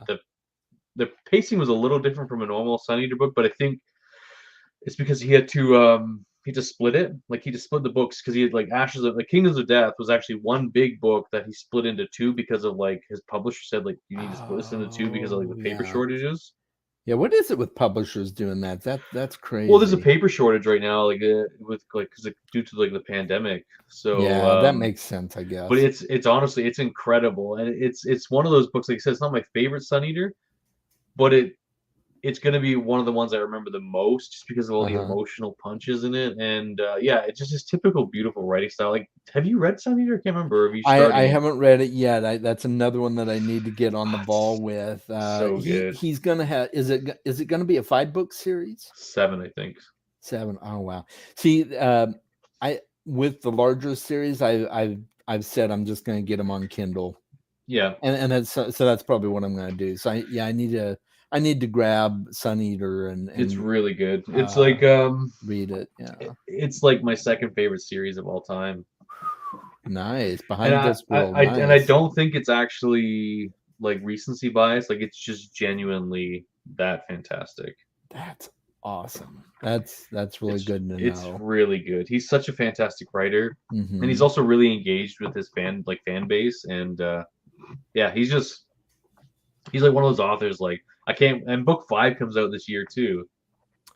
Nice. So like I maybe did overdo it with Sun Eater this year. Like January, February, March. Like I read all 4 books. I read 5 Sun Eater books in because he has a short like a I guess it's a novelette. So Yeah. I've heard Rockio is a machine. yeah, He's another Sanderbot. yeah. You don't have to worry about him not finishing the series. He's like one of the well, it's because he outlines, right? He's an outline writer like Sanderson, Okay. so he Yeah, that knows the makes sense. trajectory of the story, or he's going to build it. Like where, as you know, I think Martin is a discovery writer, right? So, Hmm. and I don't know about Rothfuss. I don't know what the hell Rothfuss does. Yeah. So, I think he's a discovery writer too. Yeah. is he though? Because he like his prose is so like beautiful that I don't know how you could discovery write that. Yeah, I don't know, man. Maybe he just has this huge vocabulary that just pours out of him when he writes. I don't know. Scott's right. It's going to be an amazing Christmas present. I've already Ashes. So pre-ordered it. that's the next book in the series, Ashes of Ashes of Man, yeah. Men. Oh, I nice. hope he does like a tour, like a book tour. Because the thing with Yeah, Christopher Rocchio, right? He's one of those writers who deserves to be huge. Like yeah. he just hasn't popped off yet, but he will. Like he's one of those guys who's gonna just take off. So he started out self-published, right? I'm not sure to be honest. I'll have to ask him. Okay. Okay, Roth. Yeah, Yeah, I that know may he's an he obsessive is. Yeah, editor and he's rewriter, very obsessed with his story. Yeah. which is weird to me too, because like his second book I thought was like bad. I thought the second book was bad. Mhm. I'm like, how did he not catch these errors like in this second book? I definitely didn't like it as well as the first book, but I thought it was still a pretty good book, and I loved The Slow Regard of Silent Yeah, Things. I saw your video on Yeah, when you were talking about that when your unpopular opinions. I actually haven't read The Slow Regard for Silent Things. it's not popular with fans or with a lot of fans at Mm, all, but I mean, if you like Alice in Wonderland and you like Ari, I mean, it's great. Ari's one of my favorite characters, so like Wise Man's Fear, it's just like it was good up to like a certain bit. You probably know the bit that I'm talking about where felt like 70% through the book, and it was just there. It was just too much for me. which one? The Wise Wise Man's Man's Fear? Fear. Yeah, is it the Felurian Yeah, stuff? yeah, it's the Felurian Yeah, stuff. We yeah. all know it's the Felurian stuff. Yeah, he must have been feeling a little randy when he wrote that. I I don't know what he was thinking, but that's fine. Like it's just the thing with Rothfuss, which I know it's not him that's doing it.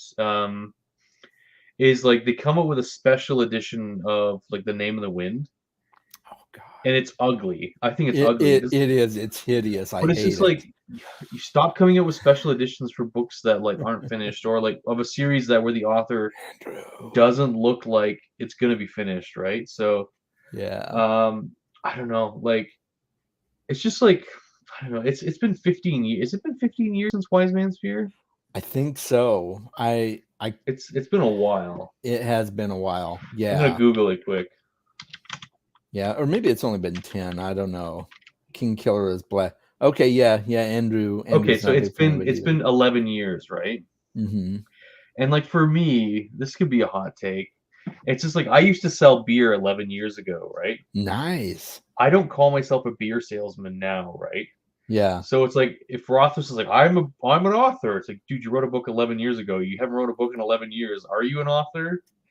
And it's like maybe that's too heavy of a shot, but it's just like I don't know, like maybe he just needs to branch out and do something else and like write something else, like write um just like write a different series, like because that's the one thing with Martin at least, like he's like written other stuff, like he's done Yeah. all these other works, and yeah, it may not be like a Song of Ice and Fire, but it's been what he's wanted to do, so, and he's still putting out work, so you know, I think that's probably healthier for a writer to like Mm-hmm.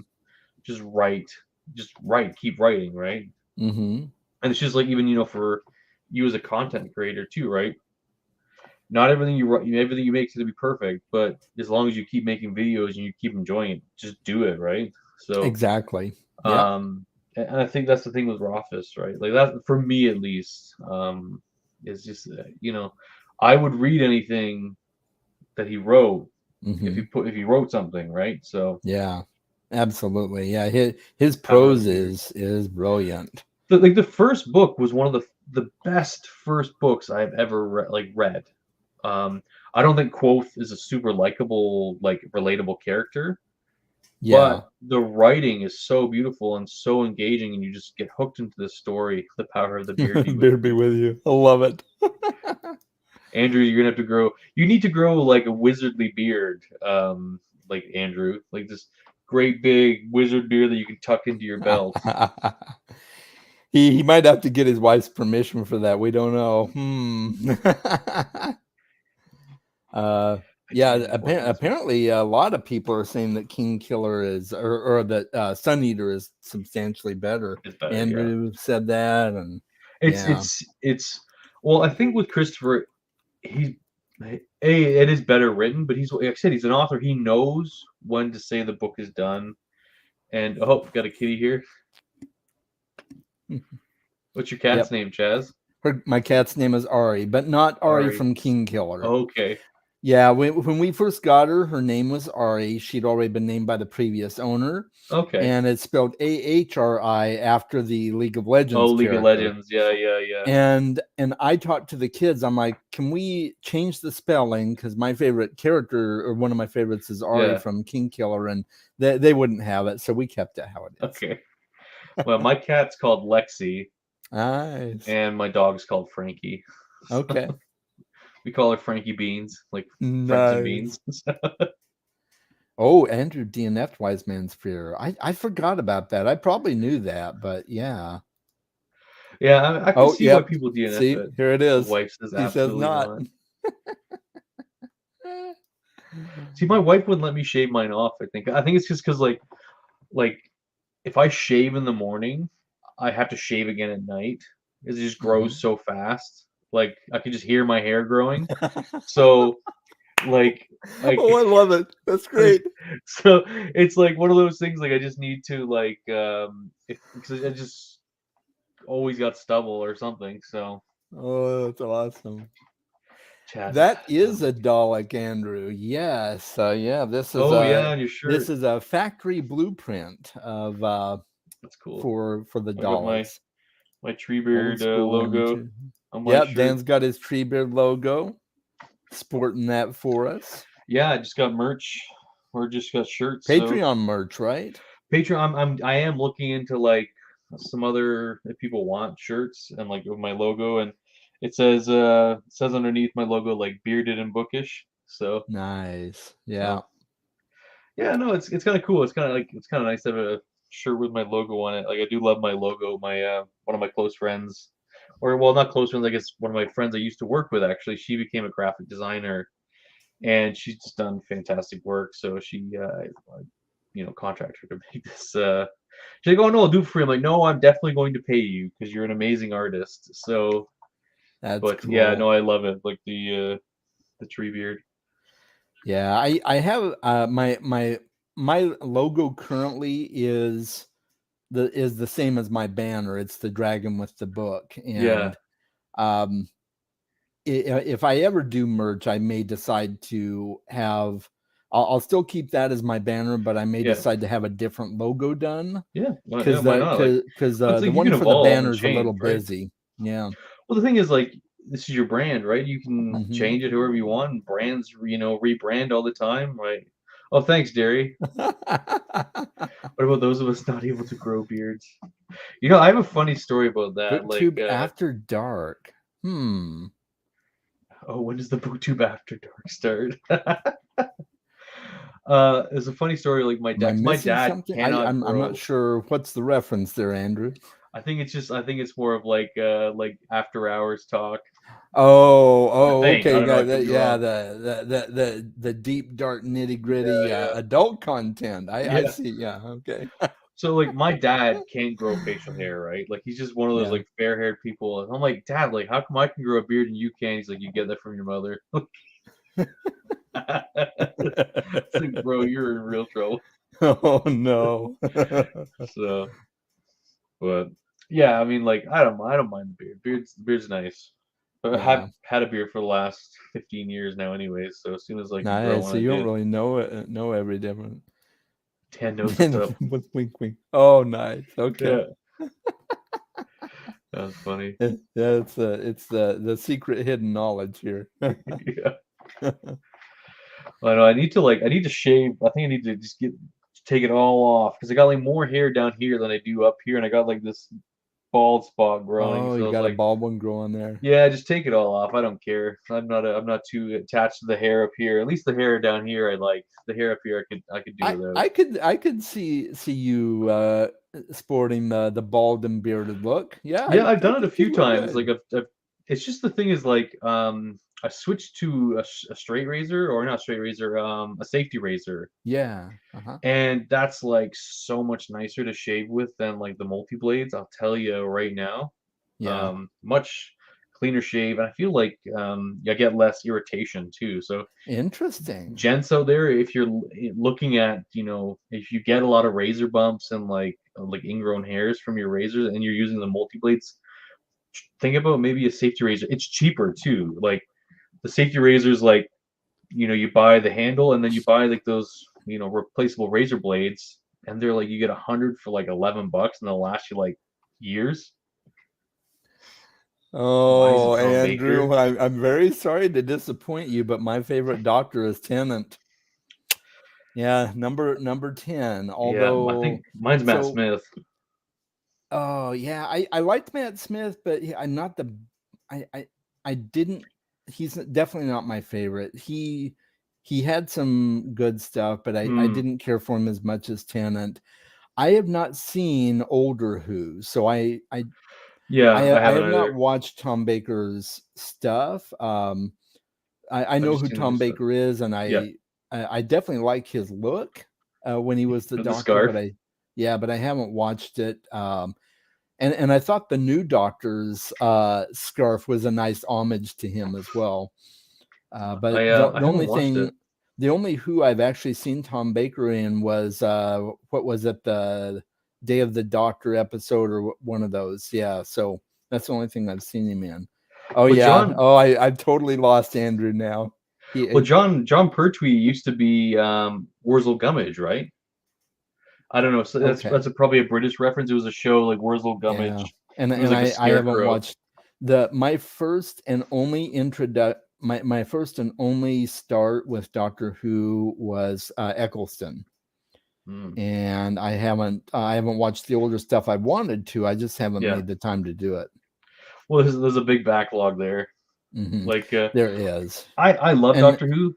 Like my brother, like I got my brother into Doctor Who, and he's an absolute Doctor Who nut. I stopped after the first or second season of David, or what's his name? After Smith, I can't remember his name now. He which lived in one? The he was a doctor after um oh my god, I'm drawing a blank now. The 12th Doctor? oh, yeah, I know who you're talking about. I can't think of his name right now, but Oh, Derry remembers Wurzel Gummidge. That's funny. Peter Peter Capaldi. Capaldi. Thank you, Yeah, Derry. so the second Yeah. season of Peter Capaldi. I just didn't like Clara. I really did not like Clara as a companion, Yeah. and she just like turned me off the whole like And show. this may be a hot take, but my favorite companion is still Rose. Rose Tyler is still my Yeah, favorite companion. There have been other good ones, but she is still my favorite. I still like Amelia Pond. I love Amelia I Pond. like her too. Yeah. Yeah. Amelia Pond is great. I don't know. For some reason, Rose just has Rose is always done good. it for me. So yeah. Yep, How Peter. how dare I hate Clara? Clara was awful. She was the worst. She was well, the thing is she tried to be the I liked her, doctor, just not my and favorite. she was too much like the doctor, right? She was a lot like the Doctor, yeah. Oh, okay. Yeah, Derry didn't like her yes, either. that's right. She undermined so many stories too. Sarah Jane Smith, yes. Yeah, oh yeah. Well, Love Sarah she's so Jane. sad. Well, she passed away a few years ago too, right? With Yeah, cancer. yeah, she did. But yeah, I mean, Um, they're all good. I haven't seen the new Doctor. I know she's probably fantastic. Donna Noble, yeah, Donna. I forgot Donna. Donna's amazing, and yeah. Donna's grandfather was such a good. Okay, that's okay, Derry. We're entitled to our own opinions. Hey, what's the say? How's the saying go? Everyone has the right to be wrong. Like, Yeah, yeah. One of my college professors used to say, "In my humble but accurate opinion." Uh, yeah, my yeah. I had this one professor in university. Her name was Dr. Patricia Fagan. She's an absolute genius, right? Mm, And she knows the like ancient Greek and the Iliad and the Odyssey like by heart, right? And she's hmm. one of those professors who would take no mess, like in any class, right? You had to work your butt off because you just you didn't want to disappoint her. So I Right. remember my best friend, I was doing well in her class. My best friend wrote this paper for her, and he got it back, and she wrote on it. She's like, "Not only did you fail, you wasted my effing time reading this." Like she wrote that as feedback on his paper. Oh no. She was so savage. She was brutal, but she was such an amazing professor. Because like Yeah, you wouldn't dare like screw up like more than once. Like like she let you know. Like she really let you know. yeah. But Jody, I agree with Andrew. Jody's doctor suffers from bad writing. mm, She's a great doctor, great actor.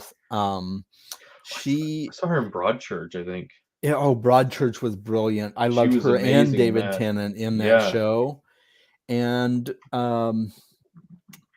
she so Jodie's doctor in terms of mannerisms and personality is the most like David Tennant's doctor in my personal opinion. And I think Okay. that's one thing that I love so much about her.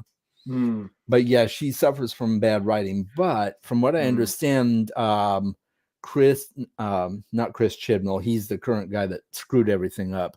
Okay. The original guy that was working on Christopher Eccleston's Doctor came back for this most recent season of Doctor Who, and so and I haven't watched it. They did like an event series instead of a regular season, Okay.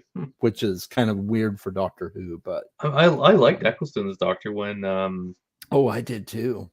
like it's just a shame that he kind of fell out with the showrunner, right? So, Yeah, yeah. but I at the time, my daughter was around 8 or 9 or maybe 10, so she had started watching Doctor Who with me around that time, yeah, yeah. and then she got severely creeped out by the gas masks that Oh, I was just thinking about are you my yeah. mummy? And she is Oh not. my. Every time she sees a gas mask now, she's like, I don't want to see a gas mask. I felt so bad that I traumatized her with that. She's Oh, rewatching Doctor Who with me now, but she's like, Dad, I don't want to watch that episode. I'm like, okay, we it's won't a watch creepy that episode. I episode. remember Yeah. watching that like I was in uni and it was just after me and my like wife like met, like we started dating. Hmm. And like I think like she was staying at my place and like she was asleep and I was watching it on like my iPad or something and I was shitting myself because I was like this like because I'm a big wimp, right? Like Yeah. I don't do well with horror movies or anything, so I'm like, holy shit, this is I know, scary. right? Yeah, Yeah, like, it's creepy. There's a few Doctor Who yeah, episodes that are creepy as hell. Like yeah. we just watched one the other night where I'm trying to remember what it was now. It left me, but the episode that we had watched prior to that was Mm. the Silence in the Library with Oh yeah, where he first met River Song and yeah, stuff, yeah, or met her in the past yeah. anyway, I guess I should say.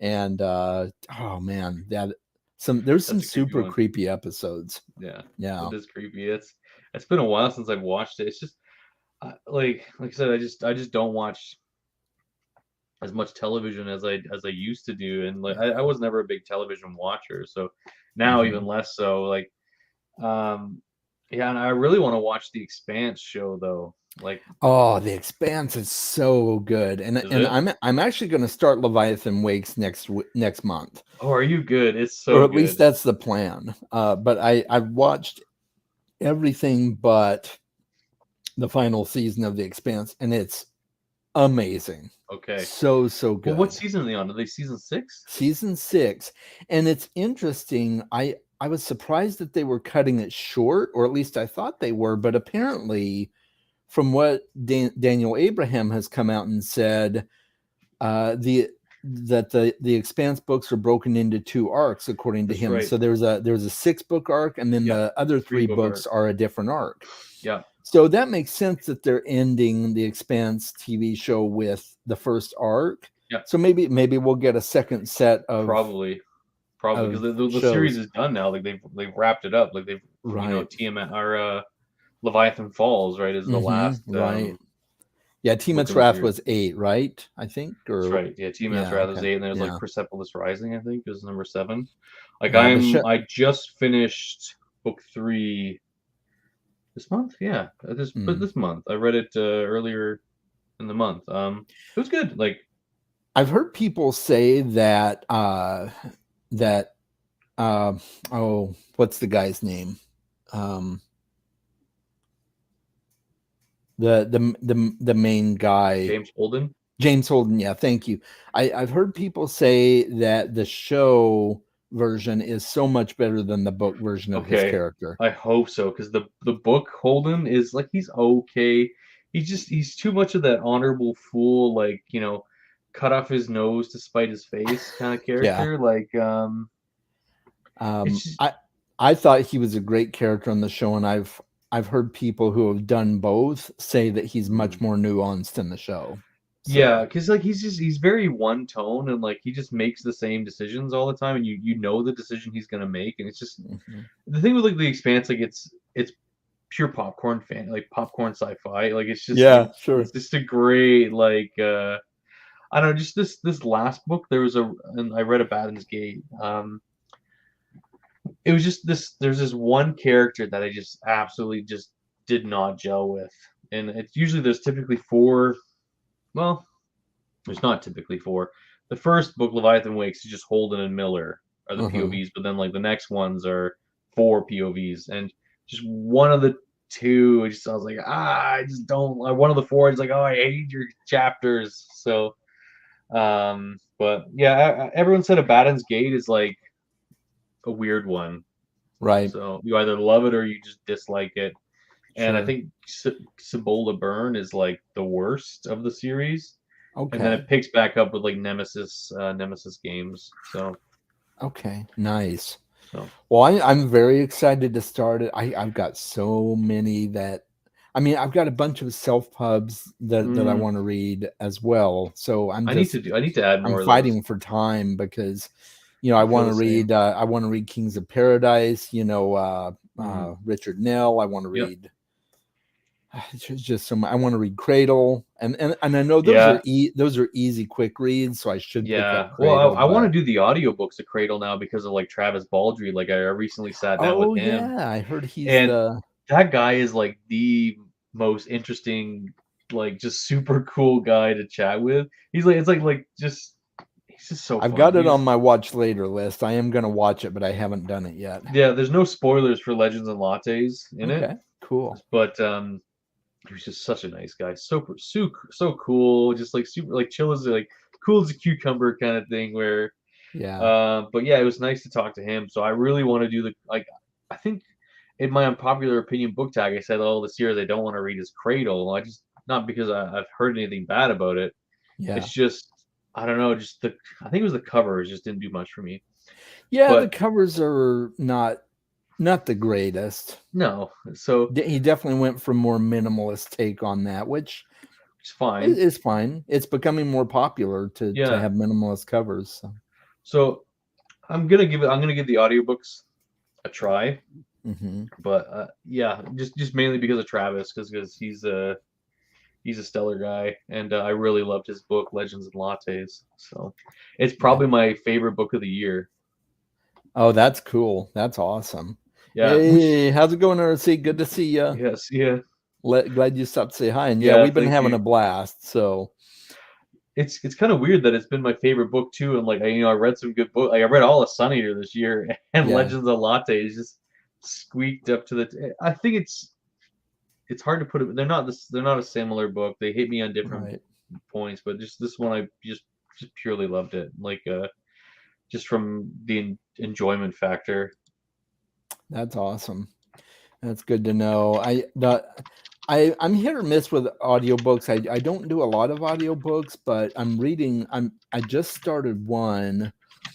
So back in December, I read The Winter King, which is Oh book one of yeah, the Warlord Chronicles, yes, and it wasn't great for me. And I I remember said, you "Oh said yeah, that. I'll probably read the other books eventually." And Alan's like, "No, Chaz, you have to finish those books." And he said, and you know how Alan is. He's just like, Yeah. "No, Chaz, you have to."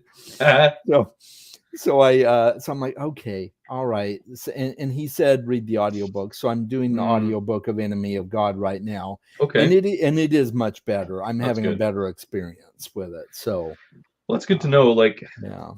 Bernard Cornwell is definitely someone I'm interested in like reading. I Yeah. know I would probably like his stuff because I do like historical like fantasy or historical fiction. Hmm. The thing with his historical stuff is like I read so much of it in my degree that it's just like I don't want to read it again kind of thing. Yeah, that's kind of me too. I'm not historical fiction is just kind of hit or miss for me. So that's why I was worried about Gersel, right? It partly is Yeah, because the historical fiction bent, but it was non-historical enough that I think it worked. yeah. I think the Um, only issue I had with Gurzel was the exposition, like the use of exposition was just really heavy. Like I felt like I mhm, was like kind of clubbed on the head of it with it. mhm. But other than that, like I did enjoy Gurzel. I don't think it was a bad book by any means. Yeah, I not at just don't all. think I think that just more comes down to writing experience and like just growing as a writer. Like I'm definitely interested in seeing like Baden Hill. Yeah, I'm interested in that one too, and yeah, it's just I'm not really well read in historical fiction either, so that's part of the Well, problem. I keep wanting to pick up Guy Gabriel Kay. oh yeah, you'd like Gabriel K. Yeah, and I think I would. I just recently found a new booktuber who did a whole video on where you should start with Guy Gabriel Kay, and I'm like, oh well, You I've you got know to who you get need to started with him. watch, and it's Bridger over at the Library Yes, Ladder. he's the one. Okay, Yeah, he's the one. I just couldn't the remember his the channel's man name. with the golden voice, that Oh guy. man, that voice. I mean, yeah, He it's could like, that yeah. guy could talk the birds out of the trees, man. Yeah, he's not a booktuber. He's a story narrator. Is what he's just Oh man. brilliant. Well, it's just like, Yeah, I love it's Bridger. when you watch his videos and you are like, man, I produced some shit. Like, you know, I was feeling that way too. I'm like, oh my goodness. I mean, but like, between him and Neil Gaiman, both of those guys have golden voices. uh, It's just, yeah. yeah. He's, oh, I'm still here. I'm, What's Derry saying? I tend to stay in my lane though. Oh, okay. Yeah, she doesn't talk a lot if she hasn't read something. No, that's So totally yeah, fair. yeah, Yeah, yeah, no, absolutely. no, Yeah. Bridger's really, he's in my Discord and he's such a nice guy. Oh yeah. He He's, seems like it. I've had great interactions with him on mhm. his comment section and Well, he's been doing these shorts now. And I don't know if you've seen them, but they're I haven't. fantastic. Like Oh, I need to watch his shorts. oh, he had like a first edition copy of Dune, like a first edition copy of Watership Down, like just some like stuff that's like like Indiana Jones. You're like, this belongs in a museum. Right? Like he's such a fantastic guy. But yeah, he's just one of those guys. Just like man, my content's crap compared to yours. So, but he's got a whole ambiance. Like He does. his library is beautiful. He's got a really nice voice. He really, you can see how much. The thing is, you can see how much preparation and work goes into his videos, and I think that does take a toll. Like that they're not easy videos to produce, and Oh yeah, like, but that's fine. Like, I mean, his it's just, his content's great, so I love his content. it is. Yeah. Oh yeah, Oh, he. Scott's gonna read. Oh, so I think breaks to reread for him. Yeah. Yeah, so that's good. But You'll have, yeah, I think I told Bridger that I'm probably going to start with the Lions of Al Rasan mm, or Tagana, one of those two.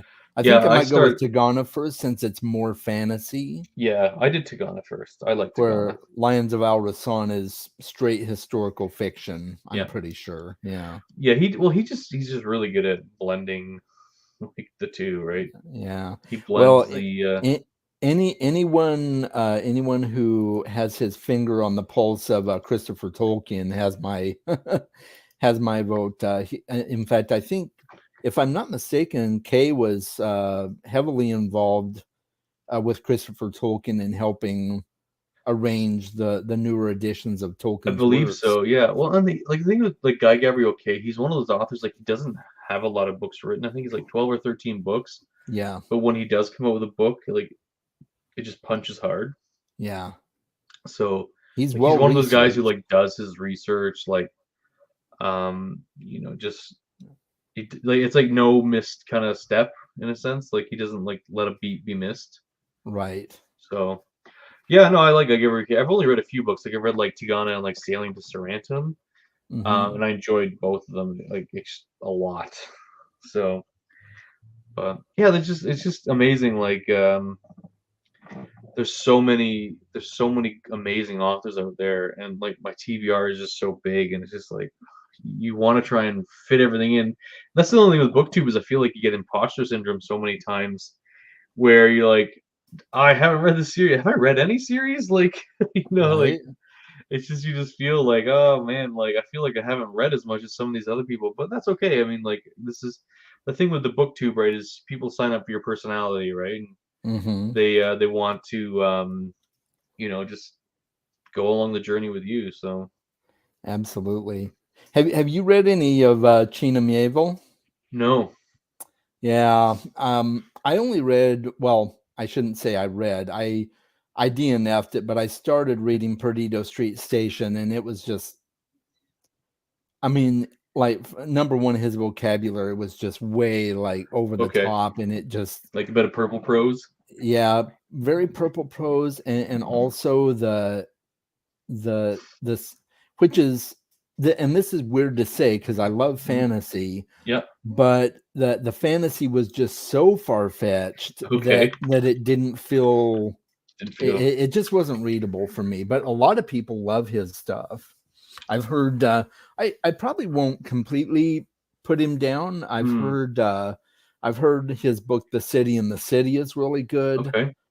So I Well, might try that one, but it's like I've only had it a few times. Like where you're reading a book, like a fantasy book, yeah. and it feels fake in a Hmm. sense, like where you just these words feel too made up ish. Like they just feel like they just don't feel like they're dropping you into the world. And like the first one I had that in a while was with Elantris with Brandon Sanderson, Mm, where I felt like I was like, okay, like this is it. I've read it, I finished the series, but finished the book, but it was like it felt like really like okay, these words aren't meaning anything to me, and they aren't meaning like fantasy enough that they just like okay, it feels fake, right? right. Because you Yep. got to dispel belief, right, for a little bit with fantasy, and You do. it just didn't do that for me. Yeah. I can understand that. I really like the Launtress, but yeah, Mm. again, I like it's that, not yeah. for everyone. You know And who I it's not want my to favorite of his either. So No, no. Like, you know who I want to read or I'm interested in looking at reading is Ken Liu, me too. Yeah, The I've been Grace of hearing a Kings. lot about Grace of Yeah, Kings lately, and I've heard it's really great. I think it was maybe Andrew's review yeah. where he talked about the fact that if you like a Song of Ice and Fire, Kinlu's Grace of Kings is a good option there. And I might be wrong. It might not have been Andrew, but I thought it was for some reason. I think it might be. Like, but yeah, yeah, a lot of people have been saying Grace of Kings is good. It's all over. It's like him and Rockio are like the same, where they're yeah, kind of just it's like all flying over over BookTube. over BookTube, which is great. Like, yeah, absolutely. So yeah, no, like I'm just trying to think. Like, there's just so many things I need to read. I need to finish Discworld is a big one. Like I'm on book like I've read 20 books now at Discworld, but this is my 20th book. Nice. I'm reading, but I'm just almost halfway because there's 41 books in the series. Yeah, I'm not going to. I'm taking it slow with Discworld. I'm not going to push to finish it anytime soon. I think it's one of those that I want to savor.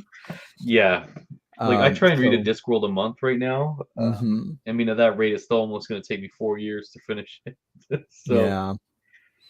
Or oh yeah, Scott DNF'd Elantris twice already, and yeah, maybe the third time will be the charm. Yeah, I DNF'd Elantris twice actually too before I finished it.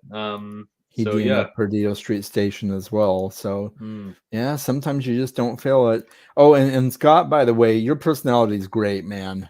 Oh yeah. It's I love your channel.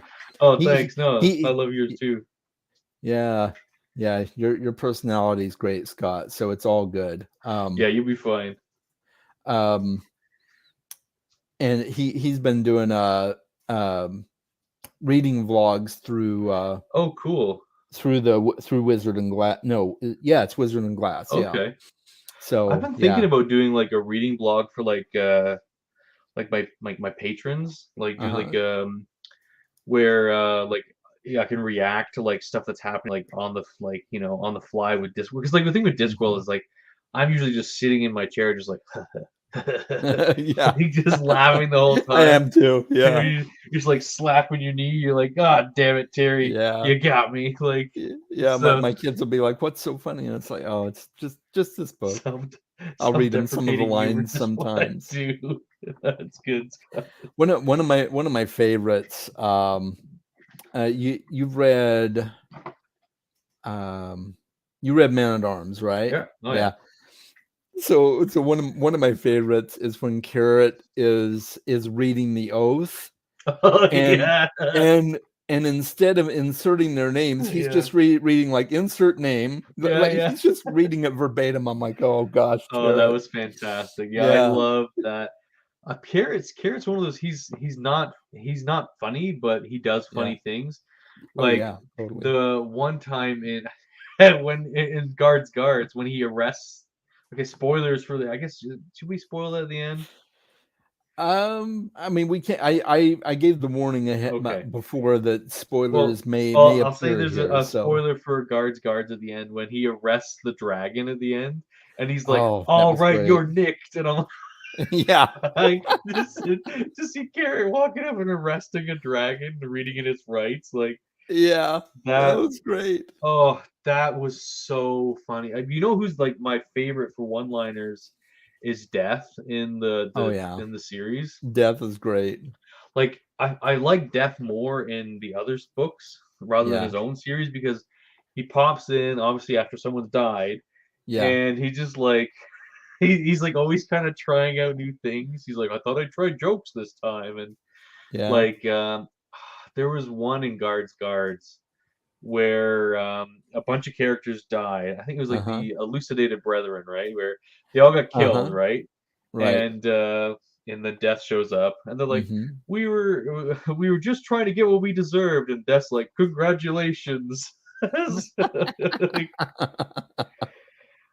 it's so. Hey, JR, welcome. Yeah. God, he's just so funny. Like he's just a master of comedy. Like I find Death's great in the Guard series though. Like there was one where one character shows up and he's like he wants to write a complaint about Death. He's like, this is bullshit. Like I pay my taxes. And that's like, I am Death, not taxes. I come only once. It's so good. Yeah, and that's the thing too. That's one of the things that makes it makes Discworld so funny is it gives you a way to laugh about really serious stuff. Like for sure. the social commentary is Oh, great. well, the thing is, like, Discworld is relevant today. Like, some of these books were written like 20, 30 years ago, and like he's still touching on stuff of like, oh, take care, Scott. Yeah, and like he's still like touching on stuff that is just, like they're pointing today, like like racism, like like war and gender rights and like sexuality. Like he touches on all these things. The thing with Terry is like he doesn't punch down, right? Hmm. Like he's always kind of looking at like social structures and looking at like how he can kind of combat like these leadership structures that are around, right? And Hmm. I don't know, I just love it. And then with the comedy thrown in there too, it's just one of those series that there's something for everyone, and you're gonna find one book that there's a book in there that'll speak to you, Oh right? yeah. Yeah, So absolutely. it's Yeah, there's yeah, something there for everyone. Yeah, absolutely. yeah, it's fantastic. I was just reading some of the comments there by Derry, so Yeah. yeah. Yeah. Derry's the go-to guru for all She's things the Discworld Discworld. expert. So if you want anything Discworld, or you're like if you're looking for a Discworld channel, like check out Derry 'cause she's got some Yeah. amazing Yeah, Discworld Derry's channel content. is fantastic. So, Yeah, I've been yeah. watching them. Like they're great. She just breaks them down like so well. Yeah. It's fantastic. Like, so great Yeah. job on that, And Derry. they're high quality videos too. I Oh mean, yeah, they're she puts a great. lot of work into Again, like them. she's another one of those where I'm like, shit, my videos are crap compared to those. Right? Same. I'm like my videos, I mean, you come to them, you kind of know what to expect Yeah, every yeah, single time, and yeah, it's yeah, like kind of, yeah. Like there's so no, much variety in some of these other channels. It's like, well, okay. no, they're really You're good. Yeah, welcome. Yeah. we should do another like Discworld buddy read with Derry. It's I like would do that like chat again that. Yeah, because that was that would be a lot of fun. so much fun. Like just talking the hog because like just the insights we got from Derry too on the Hogfather. Like because Yeah. I think with Discworld too, more than anything, it's one of those series like when you reread it, like you'll pick up so much more. And I cannot wait to finish the series just so I can reread it Hmm. because I know it's going to be the series that I reread and read for the rest of my life because I absolutely adore it. Right. It's just one of those series that I thought it was going to be like Lord of the Rings was the book and series that just speaks to me for the rest of my life. That I love it. Hmm. It's perfect. But branching out and reading Discworld last year was like the best thing I ever did. So Absolutely. I need smoke and mirrors. Yeah, don't upstage us too much now, Derek. Let us kind of get up to your level there yeah, first. no kidding, right? I was like, I remember I was talking to Derry and I'm like, Derry, you should make like a booktube channel. You'd be amazing. Then she makes it. I'm like, shit, all of her videos are way better than mine. But that's fine. Yeah, No, I'm so glad she did because they're so I good. am too. Yeah, she's been great to interact with, and Yeah. really knowledgeable on Discworld Well, and Realm of the Elderlings too. yeah, She's I know, and um, I really, I'm gonna read Royal Assassin, and I'm gonna give it a good shake. And like I said, I think based on what everyone's told me, I will like it. So yeah, we'll see. yeah. That's what I've heard too. I'm gonna Like give it a. I think the There, big thing is, sorry, Chaz, you go ahead. no, go for it. I was saying, I think for me, I know for myself that I got to go in with no or low expectations because if I hype myself up too much, I tend to not like it. Yeah, So I don't know. That's just maybe that's the whole key to life too. Because don't go in like with a like a full glass, right? So that's true. Yeah, don't go in with too high expectations yeah, well, for because sure. we just watched the new Batman movie with Yeah, Robert Pattinson the other day. So yeah. that was okay, and like I kind of went in like everyone was like, "Oh, it's amazing! It's like the best Batman movie," and I watched it. I was like, "It's okay." Like It's definitely I definitely wouldn't say it's the best, but no, it was my second favorite after the Nolan movies. okay. Like After all the Nolan movies, or all the Nolan okay, movies. yeah, Yeah, yeah. like the Nolan movies are still what I judge every Batman movie by. They just Well, are. the problem was is like you get a lot of Batman, but you get no Bruce Wayne, right? Right. And that's the thing is like Batman is two people. He's Bruce Wayne and he's Batman, right? Mm-hmm. And you know, when you see Pattinson as Bruce, this is gonna be spoilers for the movie that just kind of came out. But Oh, Derry. Yeah, it's Andy Serkis. Andy Serkis, Mm-hmm. yeah, Yeah. I didn't. Sorry. You know what? I actually didn't dig their relationship. Yeah, their relationship was kind of stilted. It's not what you've gotten with other Alfreds. No, Yeah. well, there wasn't enough of them to make me care about their relationship. Mm-hmm. Like, because that's the thing with Alfred. Like, they, you know, you see the relationship between Batman, like, or Bruce Wayne and Alfred, and you get to Mm-hmm. love Alfred. And I only liked this Alfred because it was Andy Serkis, not because of their relationship, right? Because the Right. Alfred relationship is the father figure, right? Which he's Yeah, lost, yeah. right? He's the father that Bruce Wayne never got to fully experience because he was killed. Yeah. Yeah. So Mm-hmm. yeah, it's a good movie.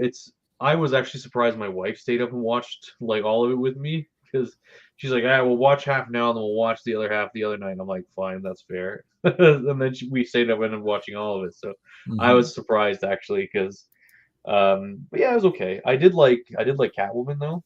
Mm-hmm. Yeah, I like Catwoman too. I thought she was really well done. Yeah. And uh, Clive, Clive, Clive Owen, or no, it's not Clive Owen. It's the guy that played the Penguin. Not Clive Owen. Colin Farrell. Colin Farrell. Thank Yeah. you. I don't know why I get the two mixed up, but I do. Yeah, Colin Farrell. Yeah, he was good. He was surprising as the Penguin. I thought You he did know, quite well. you know who I didn't like was Carmine Fal. Was it Carmine Falcone? Yeah, I've seen that actor in too many like where he's playing an idiot character. yeah, Then to see him being a serious mob boss, I'm like, I don't buy it. Like I yeah. didn't buy it at all. Like where because I've seen him in like Transformers and John he's in Turturro. Yeah, yeah, like I've seen him in Transformers and I've seen him in like a bunch of Adam Sandler movies where he's just a knob, right? And yeah. like he's trying to be funny. And this one, I'm like, I can't take you seriously as a bad guy. Like you're not menacing enough. Like Fair enough. I liked him okay, but I will say my favorite Carmine Falcone is still from the Gotham series. oh, I haven't watched that. Yeah, he's so the guy that plays Carmine Falcone in Gotham is the best Carmine Falcone I've seen, Okay, and Carmine Falcone was in Batman Begins as well, right. and that guy was okay. He Yeah. was fine, but yeah, definitely not. I mean, yeah, Carmine Falcone in Gotham was spot on. Okay, I'll have to check Yeah, that out. yeah, yeah. That's sick. Gotham's fun. It's 5 seasons, but Okay. and it's worth it to see. Um, what? Oh gosh, what's his name now? I can't think of his name. Mm. The he was in Shameless. He was in. Well, anyway, he was in the new Jedi game. Oh, yes, yeah, yeah, like Fallen Cameron Order. Monaghan. Okay, Yeah, yeah. Cameron Monaghan. He played a character named Jeremiah Velasca, who is essentially Gotham's version of the Joker. Okay. God, he was brilliant. Oh, really? He was freakily good. Oh, cool. Toward the end, it got a little off key for him, but I think that Okay. was more the writing than it was him. That's the thing with shows, right? Like it's always like the third season where like it's like the linchpin for the series if it's going to be good or not. Like Mm-hmm. if it starts tanking around the third series, like it's Yeah. it's going to Oh be yeah, swiftly Marina downhill. Baccarin is in Gotham as well. Okay. Yeah, she was in Deadpool, and Yep. she was also in Firefly, actually. Yeah. Yeah, so she's in Gotham. She's really good. Yeah, she's gorgeous too. Yeah. Um, but yeah. So Colin Farrell, I haven't No, I seen haven't seen Bruges. Bruges. No, But I've not seen it. yeah, so much good stuff out there that you never No. have time to keep up with, right? 14 Oh yeah, episodes of Firefly. perfection. Yeah, I like Firefly. Disney's rebooting it, and I Oh. don't. Yeah, they're trying to make it more family friendly, from what I understand. I do not want that. Yeah, Yeah. Disney. I mean, Disney's already ruined Star Wars for me, so it's like, So you're like, what's one more, right? what's one more, right? Like, I still haven't watched the second season of The Mandalorian yet, or Boba Fett, Book of Boba Fett. I haven't watched Book of Boba Fett. The second season of Mandalorian was good. Okay. I think the first season was better, but I still really enjoyed the second season. You know what? Like, Um, I was fine with the first season until the ending of the first oh yeah. season, and it just annoyed me. It was just a stupid villain moment where Mm-hmm. like they're remember the end, they're all holed up in the cantina, right? Yep. Mm-hmm. And then the villain's like, "Come out or I'll shoot you later," and it's just like, what the f are you doing? Just blow them up, you idiot! Like, you Right. stupid. Like, I hate when villains are like, "I could kill you, but it's like a super like a stupid James Bond moment where it's like, "I'll kill you later, Mr. Bond," and it's just like, oh, come on, just kill him now. Yeah. Like, you have him. Like The shoot him villain in the wants to head. get in their monologue. Yeah. It's just like that. Like that just was like, I do really like Giancarlo Esposito though. yeah, no, I did like him. It's just Yeah, like when they did that, I was just like, oh, this he's in The Boys too. Have is you he? I haven't seen seen The that. I know Boys? I'd like that. I watched the first season. It was okay. I might I started the second season and haven't gotten back to it, but I want to Okay. eventually. There's just Well, so didn't many he like the shows. main actor who played like what's his name? Like I can't even know his name. Homelander. Like, didn't he get arrested? Oh, I don't know. I think I he did. hadn't heard that. I think he got arrested for like beating somebody up in Spain or something like that. I didn't care for Homelander at all. I I couldn't stand his no. I think character. you're. You know who he would be a good. That actor would be a good Giselle Dan Luthor. He would, because Giselle's another one that You I hate. hate. Oh gosh, yeah. Yeah. Well, He just like a waste of page time to me. I'm just like, I liked him in the second book though. yeah. He got a I little bit better. he had some good moments, but like so in the third book, and again, warning folks, spoilers. Like uh, as soon as Giselle and oh, the wizard's name, God, what's his name? Buyers. Baez, yeah. As soon as they started talking and being all buddy buddy, I instantly knew that Baez is going to make him the king. I knew it. Yeah, yeah. I mean It was telegraphed pretty hard. yeah, it was. There was no surprise there. I'm No, like, but it's like there isn't, right? Because like you see all the work Baez does with this guy to get him, like yeah, grooming him. Like, you see that, like, that royal grooming, yeah. and it's kind of hinted at. Like, I don't know. I liked it. I really liked it. I wouldn't say he's my favorite character. Like, my favorite character probably in First Law is probably Logan Nine Fingers. Hmm. I just like him. My favorite is Glockton. My second is Baez, actually. Oh, really? Yeah, Like yeah. Baez? Yeah. I really like Baez. See, But I like Logan because he's efficient, right?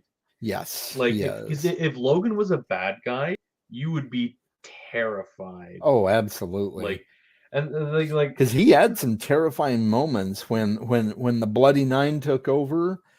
it's a different Oh, person, right? yeah, completely. Like, Yeah, you don't want to be around him when he's the Bloody Nine. Yeah. Well, we've gone a yeah, little 2 hours. over 2 hours. Can't believe it. And I know it's after 10 p.m. your time. Yeah, it is. It's getting late. So I think maybe if it's okay with you, we'll go ahead and wrap it up here. Yeah, sounds great, man. It's been so much fun. Thanks for having me on, Chaz. It's like it's been Yeah. like just great chatting with you and just discussing Awesome. books. Yeah, it's been an awesome conversation. I've been so excited to finally get you on the channel and just hang out and chat. It's been amazing. And Yeah. No, thank you so much. I was like, we'd have to do it again, like, because it's just been so much absolutely. fun. Oh yeah, we'll definitely do it again. And that's the thing with Chasm Friends. It's not going to be a one shot. I have no doubt I'll be bringing people back in the future. So Oh, I'd love to do yeah. one with like me, you, and Bryce or something like that. That would be awesome. Yeah, be me, you, fun. and Bryce. Maybe one with Derry, even, because I do Oh, want to get yeah. Derry on Chasm Friends too. So Yeah, you should. Derry would be great. Yeah, just putting that out there, Derry. You'll be hearing from me. I'll be watching that one for sure. Well, I Yeah, watched them all so far, so yeah, she's great. We had a lot of fun with Hogfather, and we did. I Yeah, definitely want to get her on. But I know. so I'll give you. Oh, good. She's down for it. Um, I'll give you, if you want, just a couple of minutes to plug anything you've got coming up soon. And Yeah, I mean, the only thing I've really got coming up that I'm working on will probably be my next video is, well, maybe not my next, but the one after is I'm going to be doing like my quarterly wrap up, because I've broken down my rating system into tiers now. uh-huh. So I'm going to be laying out all the books I've read up to date on this tier Nice. list and kind of seeing where books fall. And then I'm going to revisit that tier list, halfway through the year, three quarters, and then by the end of the year, see where everything kind of falls on this list. So I've got Yeah. some pretty cool reading stats too that I've been going through. So yeah, I know I'm kind Nice. of looking forward to that video. So it's just finding time to film it because Oh yeah. my time's been so hampered this week because I've been writing stuff for my masters. So, Oh but yeah, yeah. that's like the biggest thing probably coming up in the next week or two is going to be my ranking for my current books that I've read up to date. Cool. Well, look Yeah, forward to that. Everybody, if you're not already subscribed to Dan, go and check his channel out. I highly recommend watching his content. thank you. If you're enjoying Chasm Friends, I've got some really cool people coming up next month. I'm having Nikki from the Obsessive Bookseller. Oh, that'll be good. She's going to be on next month, as well as Ben from Literature and Lo-Fi. So Oh, Ben's great. yeah, so a lot of fun Chasm Friends episodes coming up, and yeah, so Dan, thanks so much. You've been No, awesome. I'm so glad we could get you on, and a thank you. happy upcoming birthday Oh, again. thank you. Yeah, yeah. And Well, yeah, thanks, Chaz. I mean, I can talk about anything to anyone, so I'm yeah, glad that I was worried because I'm like, well, will I just be boring and not talk about anything? But no, oh, you've like, been anything but boring. Yeah, it's been great. no, thank you so much, and thanks for all the people in the comments. So it's Yeah, great. thank you, everybody. This has been a lot of fun, and yeah, I hope those of you that are catching it on the rewatch, I hope you enjoyed it. Stay tuned for more and read more books. That's right. Get them done. All right, take care. Bye.